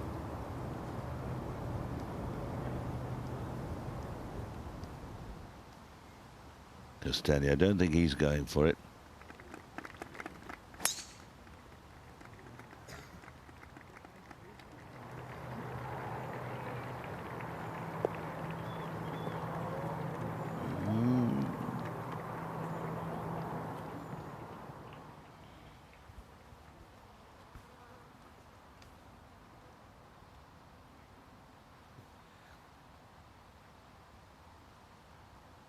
Goosen leads by 2 shots at 11 under, rounding a superb 63. Currently he's the course record holder here, which is 62, so 1 off that.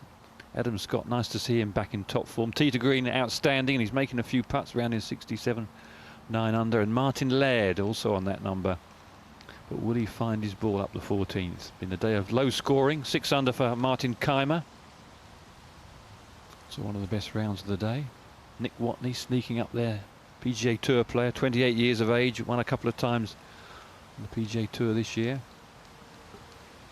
Not many players to finish off this. Castagno just coming up the last, and Molinari.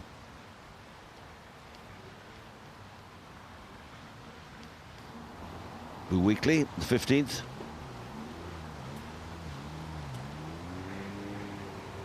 Little dab. Well done. Very well done. Awkward little shot. Just likes hunting and fishing. Yeah, that's all. Golf just gets in the way. He says he said the other day how privileged he felt he was to be able to play this golf, to make a few bob, to enable him to just go for. He'd like to buy a couple of 1,000 acres somewhere and just set it up for a bit of fishing and hunting. Well, they're refreshing to meet someone who doesn't have great ambitions to be the world's greatest player and all-round good egg.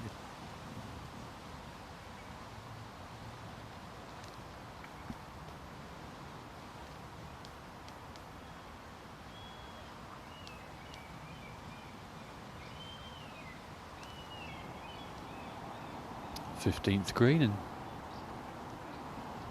tricky little chip for Richard Green. Can't see his ball. Depends how it's lined. This could be awkward. No, he got the club on it. Just helped it on its way, so pretty well played from where he was.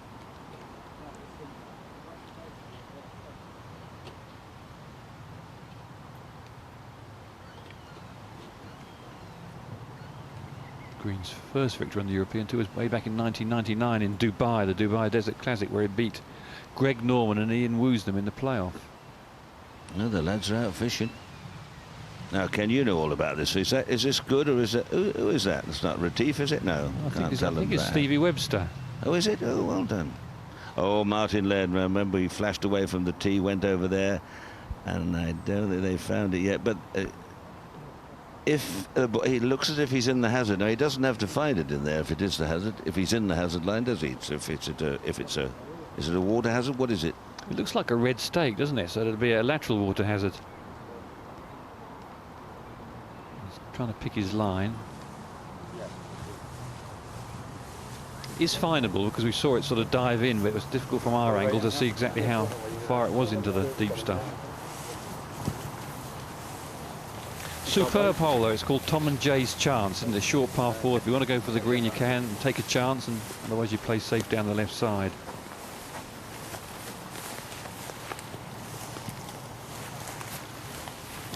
Well, I think it was pretty certain he went into the hazard. So we're informed there's a drop zone about 100 odd yards short of the green. So you can't just drop it out to the side and pitch up for 3, Ken. No, not where it crossed the hello. Look at that. Oh, that's not it, is it?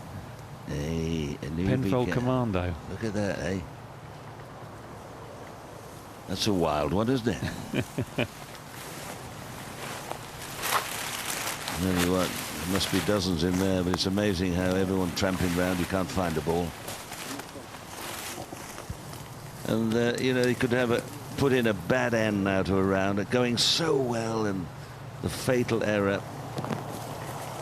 If he does drop shots, he's just found something, has he? No, he hasn't. Or has he? He's found something. So be a little careful what he's doing. He may have found it. I don't know whether that's we didn't get the right angle or the same angle to see where the ball plunged in, but it looks as if it might be his. Oh no, he's wandering off again.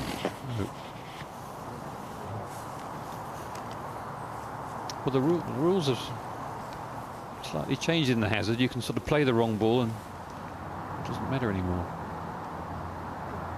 David Drysdale, second at the final hole.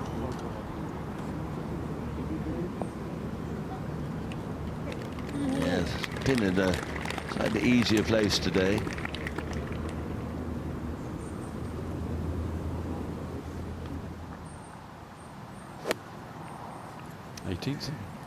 Stuart Appleby, 3 under. And that's one of the best, one of the few we've seen short of the cup, coming down the breeze, short iron and getting it to land very softly. He's played some wonderful golf over the years, hasn't he? He always starts the season off so well in a way. Won there a couple of times. He looks very impressive, but then he drifts out of the picture. Now they've got to watch. They haven't been looking for this ball for more than 5 minutes. That's what you're allowed.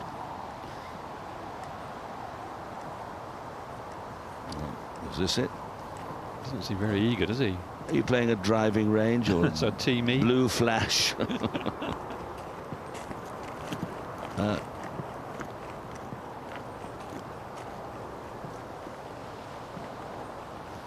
Your heart misses a beat when you hear, here it is it yours? Oh, and then down in the dumps we go again. I mean, I haven't timed him, but he must be very near to his 5 minutes. I would think so, but I haven't been timing either, so.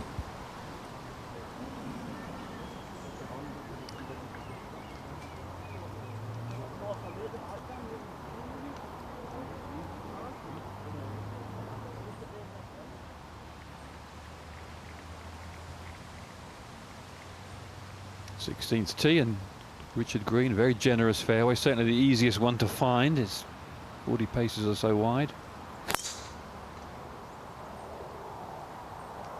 Where's this one going? Oh, that's not good. Well, that is not the place to be when those trees grow a bit. It will be very difficult.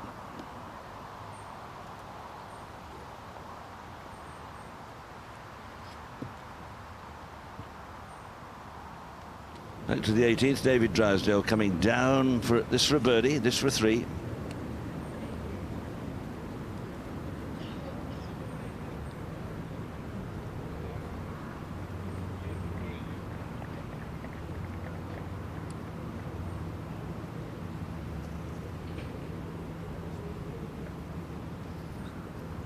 No. Nudge that in, be okay for the weekend. see from our draw sheet, attached to the Dunbar Golf Club. Yeah. David Drysdale.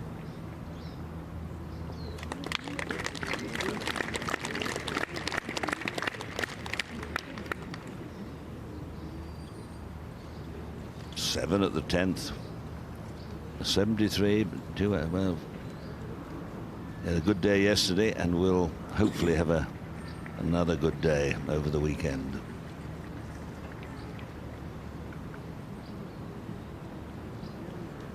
Okay, thank you.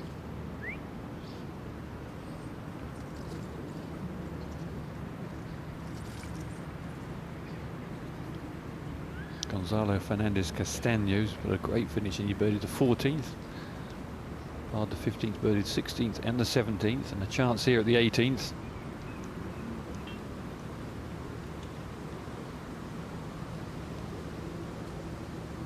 Just to get to 8 under.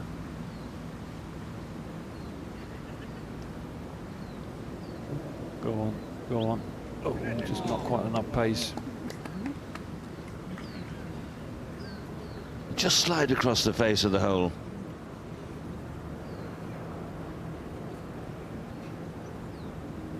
He was 6 under yesterday and 1 under today, making 7. Finishes 3-2-4. He finished 3-4-3-2-4.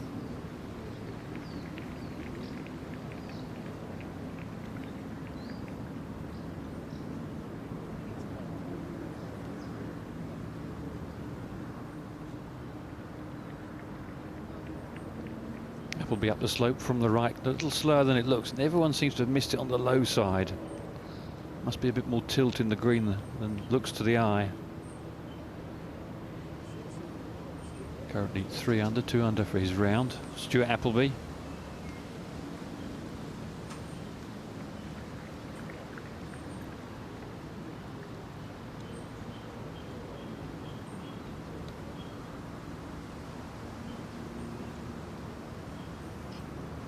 Be nice to finish with a 3.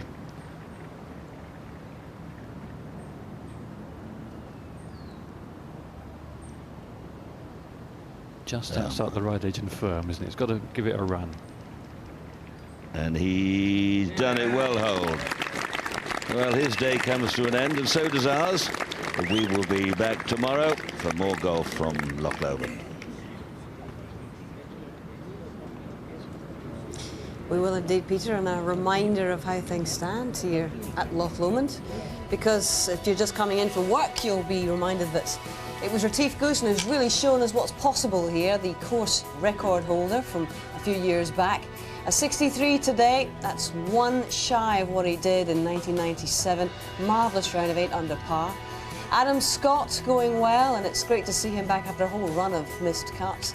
And in fact, there are 22 players within 6 shots of the halfway leader, so anything is possible over this coming weekend. A lot at stake, of course, because it's not just the £500,000 cheque that they're playing for. Many of them are actually playing for the last available spot at the Open Championship at Turnberry. Kenneth Ferry is one of those, along with many others on this leaderboard.